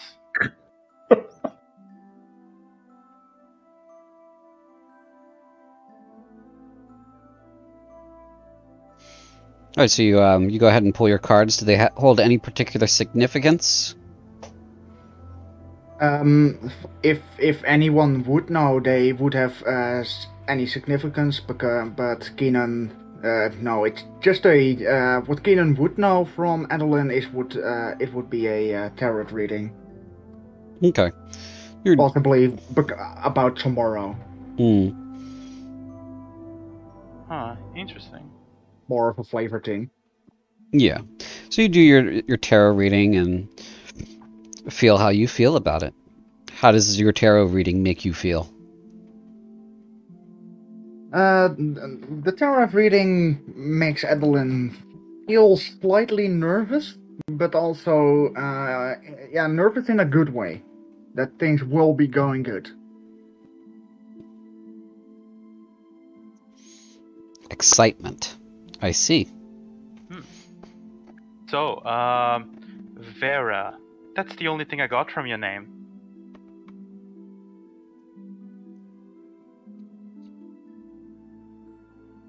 Not much of a talker, I see. You can call me Verica. Oh. Verica. My friends call me Vera. Oh, I'm sorry.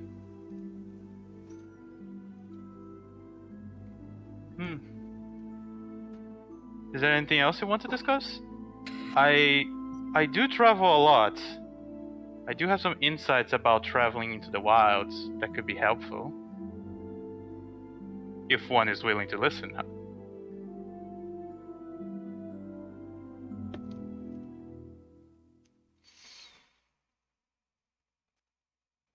Keenan knowing Adeline, she was always willing to listen, not being much of a talker herself. Mm-hmm.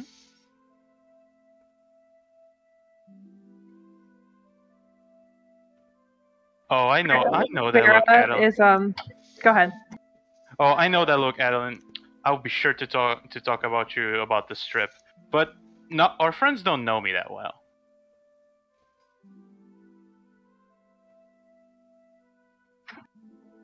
Vera will, as she's kind of walking through all of a sudden their other person being gone, will After Keenan says that they have experience traveling, she'll say, "You'll come with me in the morning, and we'll get supplies." She's not comfortable by this stranger just buying everything. So she will still get some supplies enough to make her not feel guilty about holding on to money that is the crown's that they should be using. Oh man. Oh, I would be happy to accompany you. But, Lady Verica, I am no fool. I do see that your reaction to me is a little bit less than welcome. But make no mistake, I am fully intending this mission to be a complete success. And to do so, we do need some cooperation. You can have my assurance that I do know how to behave when push comes to shove. I might be too hard to handle sometimes, but trust me that I want to be friends with everybody in this team by the end of it. So treating me coldly might not end up well for all parties. Especially when dealing with the Skaldi. She raises an eyebrow, and she says, "This is not me treating you coldly."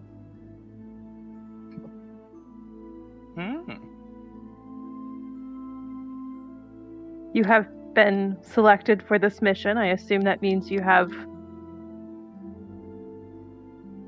value? Some tricks up your sleeve, perhaps? I do. Would you like to see some? If you must. Keenan is going to put a hand in front of her. And using Druidcraft, one of the effects is a sensory effect that relays what will be the weather in 24 hours. Something like if it's sunny, it's going to be like a ball of light. If it's like rainy, it's going to be a little cloud raining over my hand. Okay. Tomorrow's weather is sun. Some nice sunshine. A nice ball of light shows up on Keenan. I do possess some knowledge of the wild. Some people would call me a druid. I would do so. I'm not a Farfalis by any means. They're too uptight for my taste, but I am a little bit more knowledge than them on the matters of the wild. And I'll be sure to relay them to you as best as I can.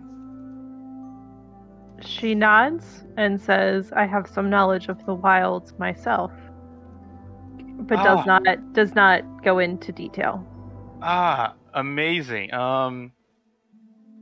And your friends, and she'll turn to is it Adeline? What is Adeline? Yep, okay, she'll turn to Adeline and address you directly and say, "What do you do?"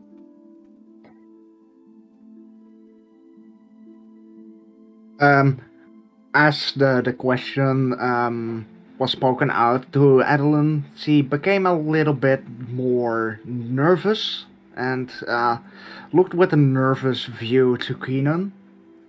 Keenan is, as always, like, he cannot give you bardic inspiration, but he has like a sweet look to him, like you're doing okay.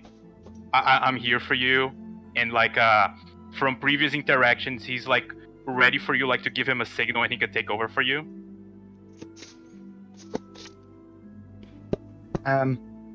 At this point, she would give him the signal that she doesn't know how to react to it. Oh, this one is my great friend, companion of the roads, the beautiful Lady Adelaide Firerose. She doesn't. She's a little bit shy, but trust me, she's a very knowledgeable person to have on the road. She says direct to Adeline again, it's very nice to meet you. We'll turn to Keenan again, since they seem to be the one speaking for her, and say, what are her skills? Oh, well, she's very skilled on doing readings for people. She seems to be in tune with the veil between worlds, as you might say. Not many do. Not many can sense this, but she is a savant at it. Out of character, is she like a bard for music, or is just more like these performances? More performance-like. Mm-hmm. But she has shown to play music on times. Mm-hmm. An amazing musician. Is the spirit part a secret? No, it's not a secret, but she has trouble telling people about it. Mm-hmm. She has told Keenan about it, though. Mm-hmm. Now, she is very knowledgeable in magic. It's like the knowledge just pops into her head as like great minds from past generations stuck with her. Ask her any sort of like questions from past history, and she'll probably answer to you really easily.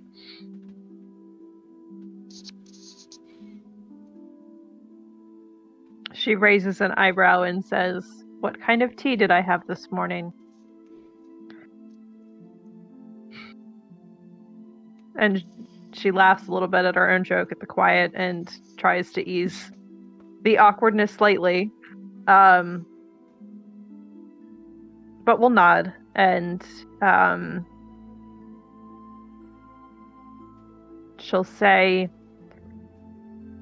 stay behind me. Your knowledge will come in handy, but we're not fighting mages.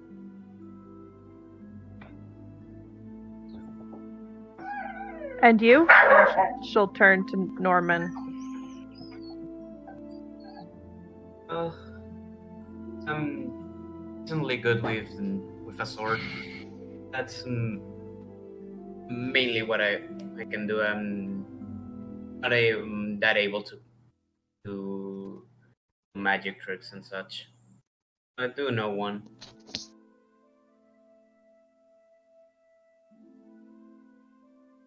Pish posh bash posh. Norman here. The most amazing swordsman you see. Fast as a rabbit. You would not see anybody swing a blade as fast as he can.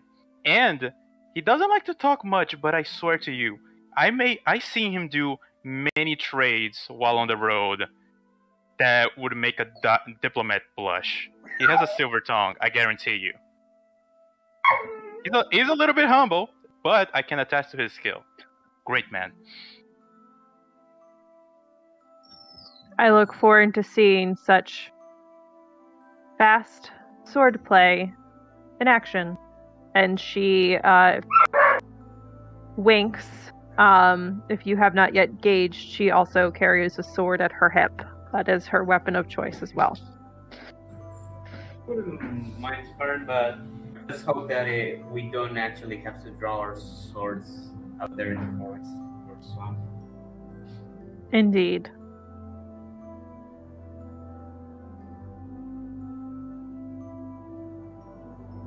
You understand that this mission is dangerous, the three of you. Okay. We're not strangers to danger. We're more capable than we look. Well, I may betray myself a little bit here, but I can handle myself in a scuffle. At that moment, Adeline coughs a little bit. What kind of cough? Like, oh, you're lying. Is that? Yeah, that kind of cough. Oh dear, you wound me. Oh, you know that I put some bodies on the ground. Come on. She, Vera will flash a smile over to Adeline as she coughs. I look forward to seeing it. Mm-hmm.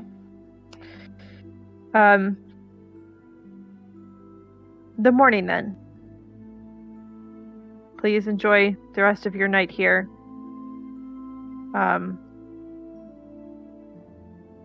I'll see you at the tea shop for supplies. Right. See you there. Good morning, Miss Lady Veraka.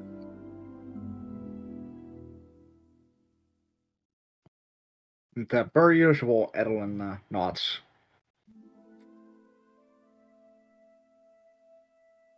Right, she'll nod and leave the Scarlet Rose Tavern and head to the barracks where she has spent one night so far.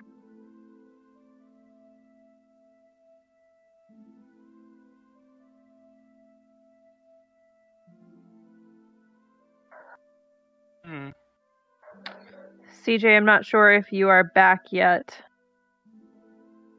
or muted.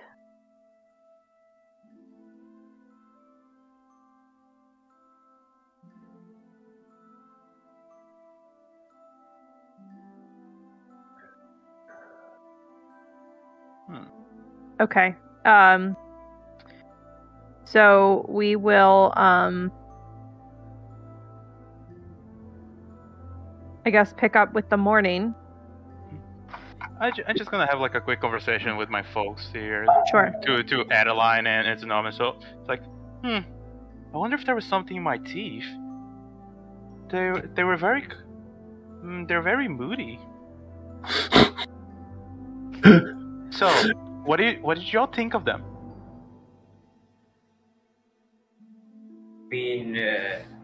I've got no idea what's going on with the one that just left, but Wait a second, I forgot her name out of character. Mr. Hideki?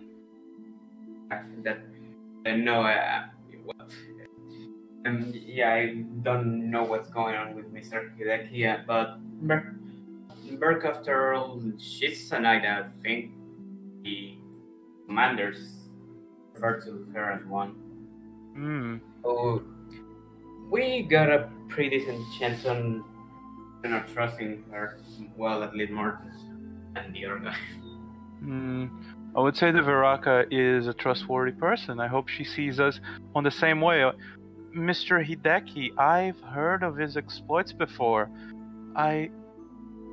Between you and me, and he's whispering now, he's not gonna get those supplies from legitimate means, if you catch my drift. It's a little bit more... It's a little racist. What is the like sophisticated, but from the underside? Doesn't come to my mind. He's handy to have around, I guess, as long as it doesn't come bite us in the buttocks. We'll see. But that feels a little racist. You just assume I'm gonna steal stuff? I don't assume, I know. That's even more racist. Mister, you would know of him. You.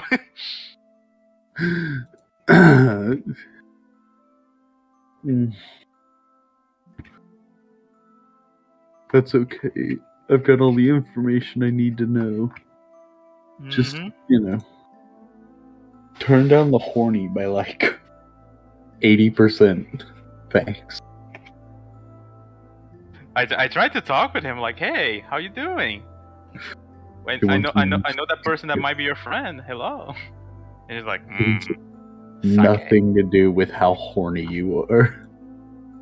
Do we want to speed the next scene over to the tea shop? Yeah. So. Probably yeah. So to clarify, like as soon as dawn is breaking, I don't know when everyone else will be waking up, but Hideki will be outside of the tea shop with the supplies with him. So we're moving on to the next day? Yeah. Okay. Not much happened. Keenan talked to his friends about their gauge of myself and Hideki, Mm-hmm. and we were just about to speed over to the tea shop. Okay. So, perfect timing. Sorry about that. I had to step away and answer a phone call. So. It's okay, buddy. All right. So the following morning, outside Birch's little tea shop, you guys gather. Scene is yours still. What would you like to do? Keenan has another set of clothes, different from yesterday. Both situations. This one is a little bit light green, and he has like a kind of like a a scarf hanging down from like his shoulders. Dude, why is our druid?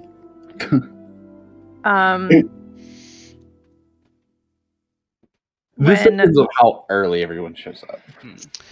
It's right now about 6 a.m. So. Okay. Mm-hmm. Vera will come up behind Keenan and grab the scarf and say, "This is the type of thing that will get you killed." Oh my! Oh, and then like oh my! When you like pull him by the scarf, it's like oh, come on, have some faith. This is my city wear. We still haven't left. Cities can be just as dangerous. Oh. Don't wear things that can be easily grabbed. Oh, I can be just as dangerous. I'm sure you can. Anyway, the business? So describe, Hideki, what supplies you have. So with him, he's got like a couple of sacks with him. What he has in each sack as everyone approaches, he has. Let me grab my list. He's got what looks like enough rations and like a small amount of rations. He explains that they will resupply in Sorath.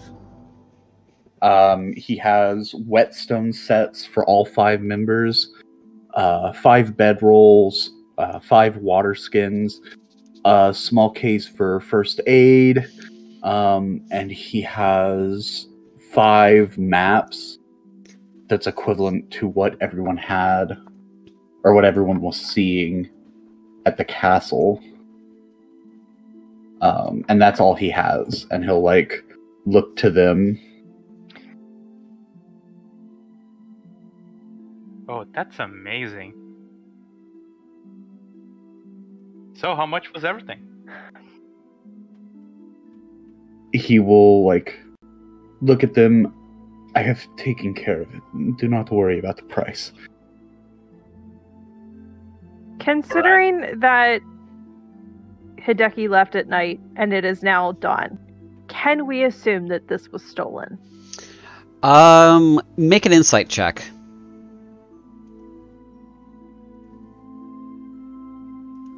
I keep going to the wrong sheet. I'm sorry. Hold on.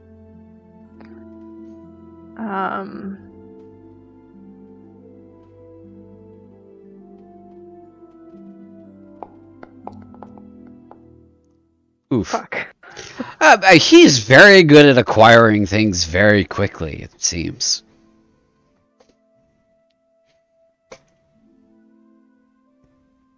Okay, she will nod. And she'll say to the group, "It looks like we need a cart and tents with nets." Then we can pick those up along the way. Is there a reason in particular we wouldn't acquire them here in Fordyth? More supplies to carry slows us down along the way. Still put them in the cart, right? I mean, the cart, yeah, like we still have a while to go before we can get to another town. Mm-hmm. I mean, it depends what all of you want. Do you want safe? Do you want fast? Or do you want the in-between? he'll shrug. He's gonna go into the tea shop and buy him like just a random assortment of teas. Okay. You get a random assortment of tea, in bulk for about 1 Ritz. Oh, I hope you get some oolong. He will be buying. You say in bulk, like he's buying like the dried cakes of tea, right? Yeah, it's like a pound of each. Oh yeah, he's gonna buy like 5 of those. Yeah. And come out with those in another little bag, which he will put up on his person. I mean, we all like tea, so Vera will do the same. We British. No, dude. An Ansai.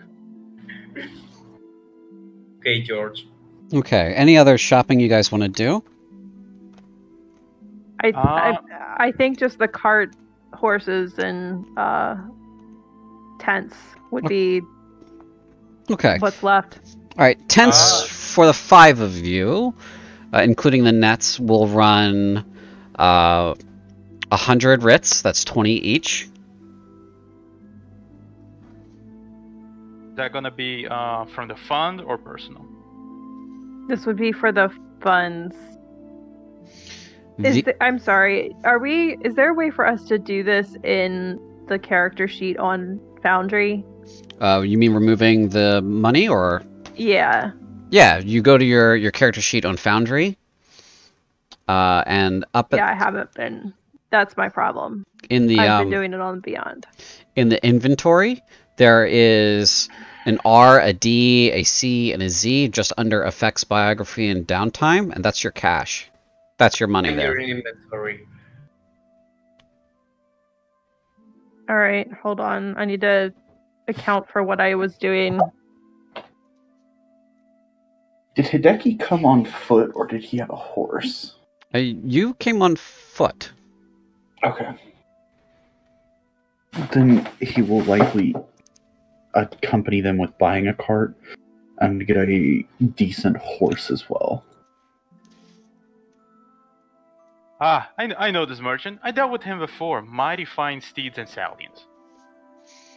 Going to look at the druid and think about it for a minute and separate himself as far as possible from Keenan before attempting to talk to the merchant. Okay.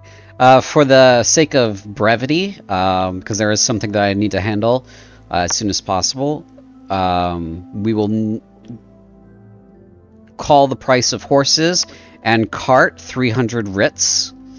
That is 50 for each horse, so that's 5 horses. And then the cart is 50 itself. Okay. And that would be out of the 1,000 we got from... Yeah, so that'll bring you down to 600 between the tents and the horses. Okay, and then... Okay. So 600 left. Mm-hmm. After... Okay, so that's... I have that separated from my funds. And then I will pay... I think that sounds good. Okay.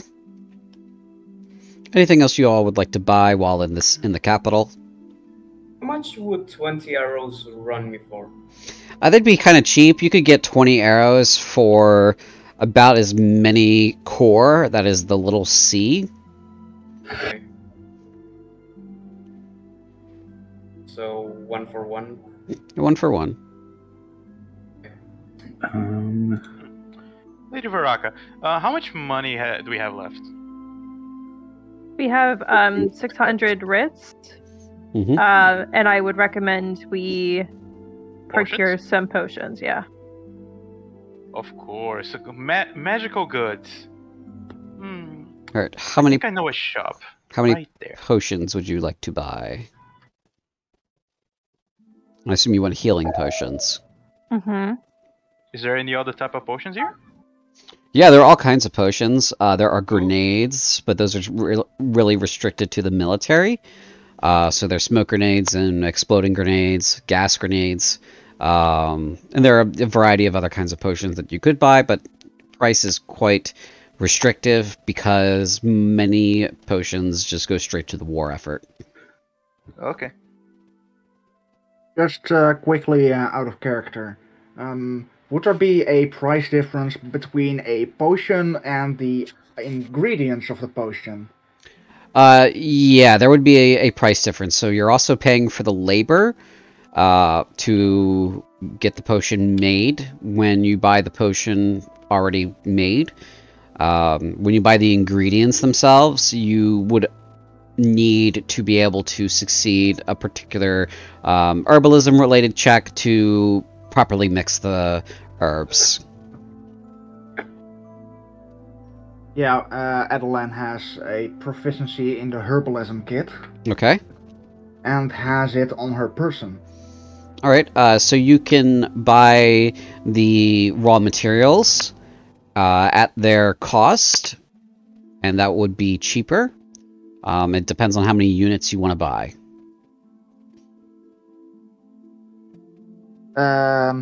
Would Adeline know how long a singular potion would take with her ability?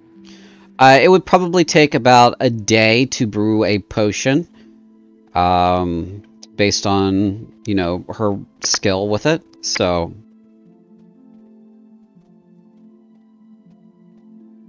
all right. I mean, if we have a car, we got months to travel. True. Is there?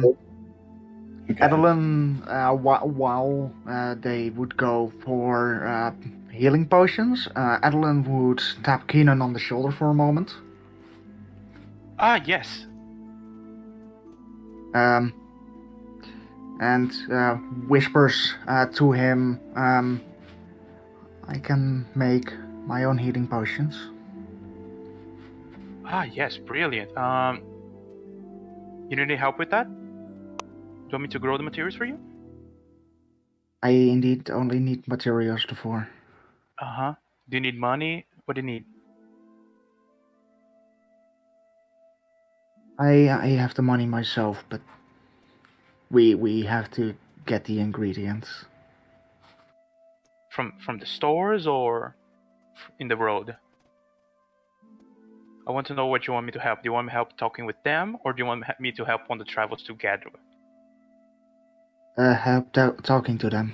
Ah, of course, of course. Come here, my lady. Let me help you. And Keenan will take the negotiations for the herbs. okay. So for 1 unit of herbs, it's about 40 writs to buy, and that unit will be able to yield a potion so long as you can succeed on the check. If you fail on the check, the materials are wasted.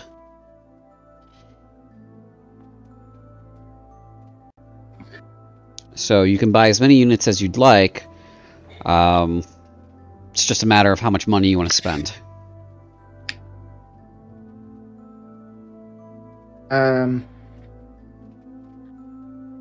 She makes clear to Keenan that she wants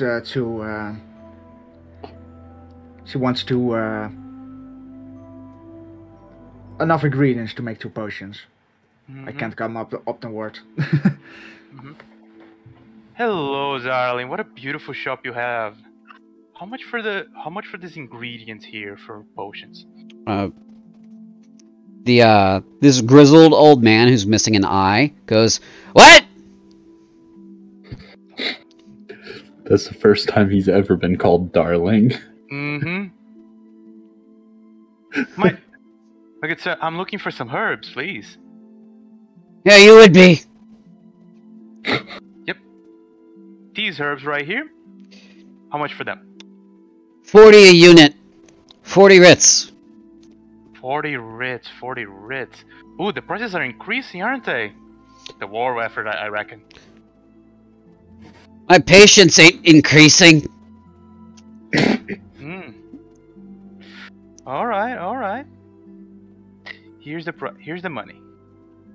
Okay, so you want to buy 2 units? Mm-hmm. Okay, mark off 80 writs. Raven, am I using my money or did you give me the money for that? Adeline puts the money herself on the counter. Okay. Old man takes it, fills up 2 bags, or 2 small bags, probably about the size of your palm, of the material, and passes that along. He got you that good. All right, get out. Hideki will follow them to get potions. Okay. He's looking to see, do they have anything along the lines of your generic fantasy, like stamina potions or things like that? They do have a variety of potions that could be considered like boosting and fortifying, but they're mostly just like, oh, this is just like an herbal shake, you know what I mean? Where it's just like, oh, yeah, this is good for my digestion and, health in general. Yeah, I don't need some Activia. Other than that, the other kinds of potions that they sell are mainly healing or energy potions. The energy potions consist of and they're extremely highly priced, but they will restore a spell slot. That's basically your fantasy equivalent of an MP potion. Gotcha. And they are expensive. Remember that protein powder. Oh, how expensive? We're talking 500 writs a bottle, and that's just for one. Ooh. Conveniently, that's a spicy one, huh? Okay. The clown has a voucher for 1,000 gold. 400 of that gold has already been spent, though. How much for the healing potions? Healing potions are 60 a pop. So no, the arrows I bought are coming out of my own pocket. Okay. So, what kind of what's the quality of those healing potions? The basic ones are 60, so that'll be 2d4 plus 2. The more advanced kind are more expensive. Vera will buy 1 regular for each of us. Okay. So that's I have to make sure I'm on the right. that's 300. And she'll hand out so everybody has one. Hideki will buy 3 with his own. Okay. Ash. Okay. And you said those are 60 each. That's 180. Right, and that is a basic healing potion. Okay. That's like 2d4 plus 4, right? 2d4 plus 2. Okay, 2d4 plus 2. I just needed to make sure I had that on my notes. And I'm going to buy 1 myself. Okay, that's 60. Awesome. Do they have larger potions, like larger healing potions? They do. Okay. What would the next one up be? The next one up would be a greater healing potion. That's 4d4 plus 4. And price-wise, that is in the neighborhood of 600 writs. Phew. Sheesh. I will just buy 1 more regular then. Mm-hmm. How much do these healing potions heal for? 2d4 plus 2 is the regular. Mm-hmm. Now that we continue our conversation about skills, lady, both me and Adeline are experts on herbalisms and its intricacies. If you do not wish to buy the full potion, if you buy us the ingredients with the time that will take us to get there, we could make the potions and we could get some nice discount for it. Up to you if you want to use the party's funds for that, however. I would not impose. I think it would be smart if we kept some of the funds for the later part of the trip. Mm-hmm. We're currently sitting at 300 left. Mm-hmm.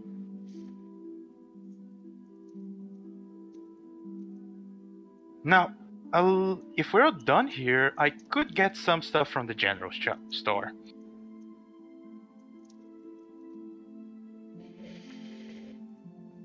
Okay, what do you want from the general store? Well, some like basic kits, like a healer kit. Mm-hmm. There's no like mountainous like terrain that we're going to go. We're not gonna need to climb anything, right?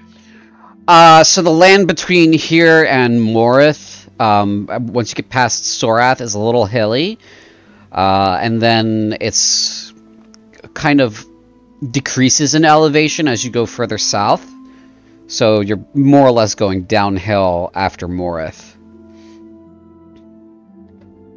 Okay. I'm going to buy a climber's kit, Okay. a healer's kit, Okay. and a herbalism kit. Okay. All right, that'll set you back significantly. If you've already looked those up, those are at cost. Oh wait, hold up. I guess it depends on their price. I also want to buy some other stuff. Yeah, so go ahead. If you've already looked them up, they are at cost. Oh boy. Oh, at cost? Okay, that's fine. Yeah. Then I believe in 35. Darthak Rising they were a little bit cheaper, but things have increased in price. I need to step away again. Go ahead and continue. Okay. Yeah. I'm good with that. So at this point, unless anyone is like itching to do anything with him, Hideki will just be packing things on his horse, mounting it, and then waiting for people in front of the tea shop again. I think I'm gonna buy like better armor. Are you even proficient in armor? Yeah, druids get medium armor. Holy shit, okay. And I started with leather. Technically could get medium armor, but I'm not sure it would be better. Depends on how much dexterity you have and if you want to do a lot of stealth. And if you have the money. If you're a fighter, I think you start with like 16 AC? Like base? Yeah, something like that. If you have a shield, it's 18. Counting my shield, my armor class is 16. With my shield, it is 18. Yeah. Mm-hmm. Do you have... No, you couldn't get that. You should stick with what you have. Like, if we're talking crunch. The only thing better would be half plate. Mm-hmm. Do you have the money for half plate? No. Yeah. Yeah, I'm gonna get like a scale mail for myself. Your mother's a scale mail. Jeez, man. May I remind you that we are going to be trying to create an allyship with some, I don't know, scaly animals, and maybe scale mail may not be the best. Scale mail is like not necessarily I'm just saying. It's scale mail is made with metal that's shaped like scales. It's not a. Okay. Maybe that's his way of flirting. He's like, damn. Christina, there's not a big ass animal that we can just rip off scales to make mass product scale mail. Wyverns. At least not a willing one. Jeez, guys. Why do you think serpent scale mail exists? Look, all I'm trying to say is maybe that's his way of flirting with the Skaldi. I had Bullet armor in one of our other games. Okay, that's dope. Yeah. But anyway, scale mail is not made of scales, just like splint armor is not made of splints. Not with that attitude. So you're telling me that leather armor isn't made of leather? I guess you got me there. I just woke up wearing Skaldi armor, and they go, "What are you wearing, your mother?"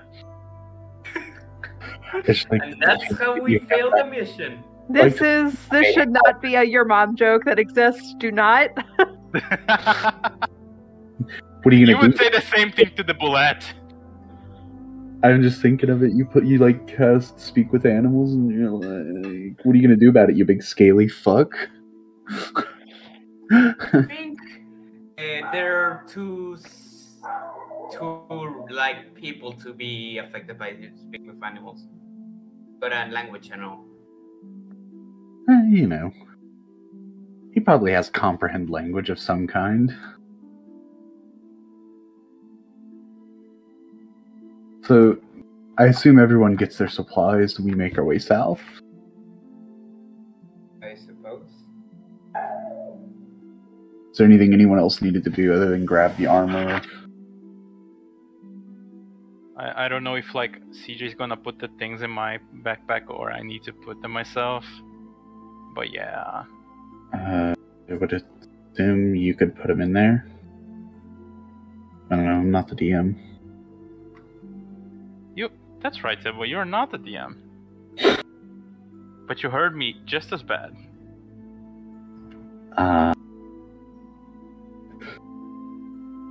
Emotional damage. Emotional damage!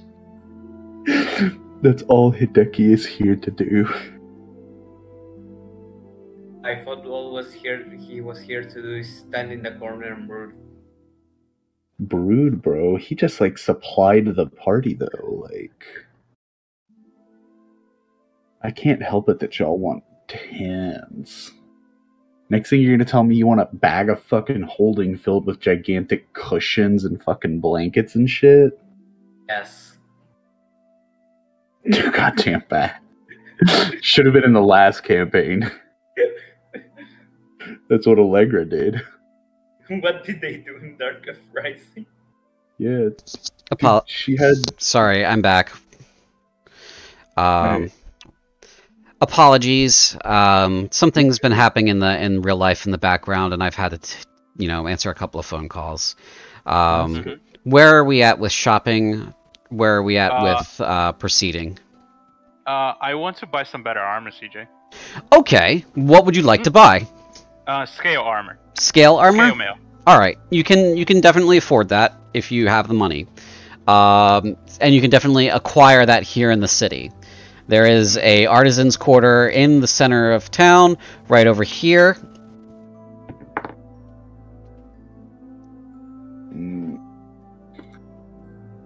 And that will be a little higher than at cost. Let me go ahead and pull up scale mail real quick. Due to the war effort, armor is important. So, regular scale mail tends to be 50 gold pieces, 50 writs. In this case, it will be 75. That is 50%. 50% markup. Got it. Okay. So you easily acquire that. Apologies again for me having to step away. Just had to take care of some things. So, anything else? Any other shopping that needs to happen before you depart? I don't think so. I'm good. All right. Anyone else? No. Raven? Hideki got clothes to fit the region. I did. Okay, then I'm good. Okay. Wait, I did get clothes to fit the region? It's a question. I was asking No. No, Hideki is dressed in the exact way he came because he knows that we're back to his home region. So, like, buying an extra set of clothes. I meant for us. Like, Oh. as far as like we're going south, we don't need coats and that kind of thing. Like, are we okay with what we're wearing? Yeah, you should be. Oh. He will, like, nod and Okay. explain that once they reach Helmuth, he'll try to get clothing that will fit the Onsai, like the now turned Onsai refugee area. Okay. You really want Helkorth to be named Helmuth. Dude, I don't do it on purpose. I don't know what it is. See, like, I can't just flip over to the map and see the names, so... Alright. So it's not an intentional thing. I know, I'm just teasing you. Okay, so, yeah, it'll take you roughly... going over road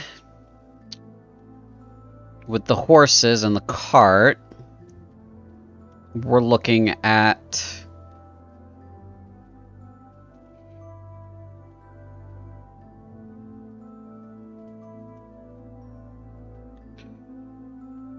Mm-hmm. 930-ish miles in about... Dude, I could drive that in a day. I know. 2, 3, 4, 5, 6. Oop. Oop. 1, 2, 3, 4, 5, 6. About 6 or so weeks. Okay. To get 930 miles. So... At every town that they stop at, Hideki will be getting them supplies. Okay. You can... You would need to redo those checks. So, if Sorath, and then Morith, and then Helkorth, since you guys are going at least there. We'll do them. So here is Sorath's. I'm doing the same thing that I did at every step along the way. Sure. This is...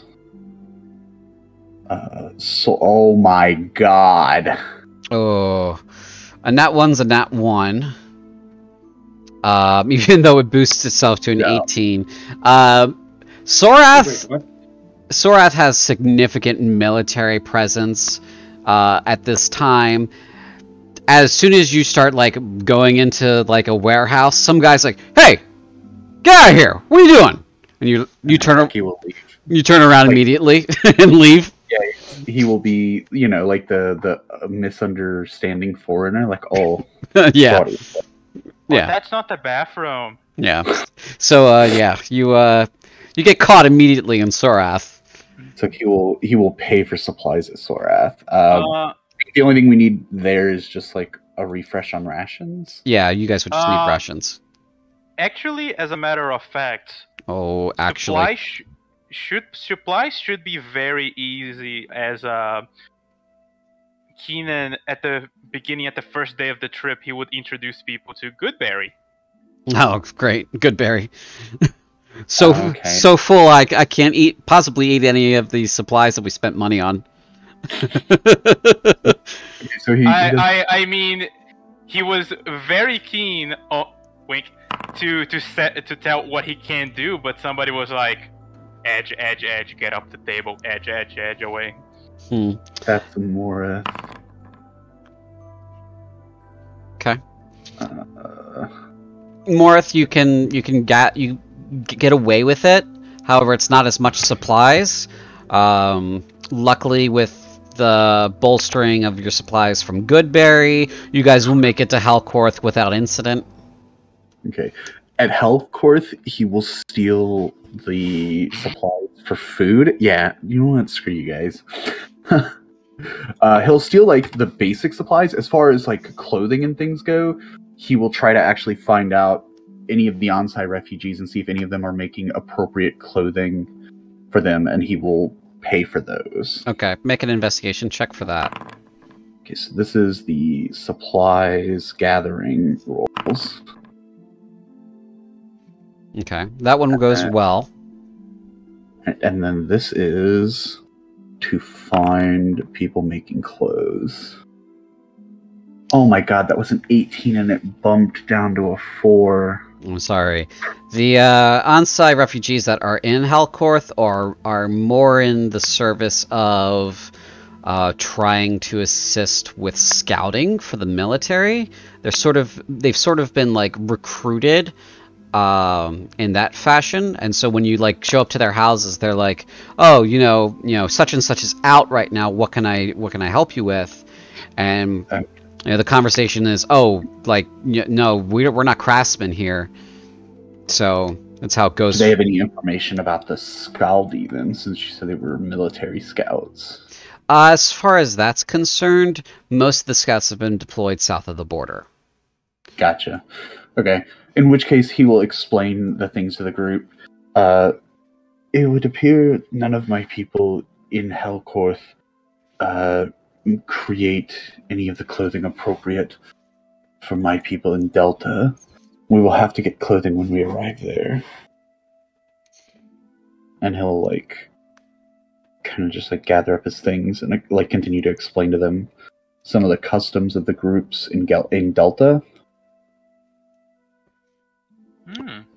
All right.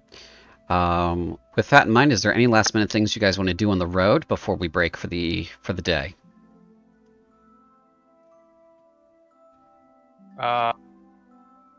Herbalism kits, Rose? Yes, we can begin next session for that. Make a note. Shannara360, thank you for the subscription. We appreciate it. Bro. Was it a Prime subscription? No, it was a regular non-Jeff Bezos subscription. We gotta make our friend Bezos pay. All right. So we'll do herbalism rolls at the beginning of the next session. Anything narrative we want to do before we break for the day?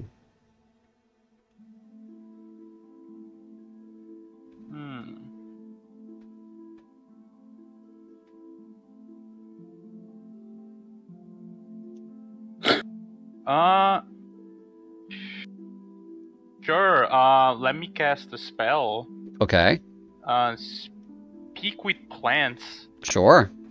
I would ask the plants if how are. It's just like I'm gonna carry a conversation like hey, how are you doing? Huh? Oh, are you actually gonna speak like a plant? Huh? It's like Hey, buddy. jelly beans here. Hey, buddy. Huh? So, what exactly is what kind of creatures roam around in this place? You know, snakes, lizards, bugs, Best plant. fish, birds, people.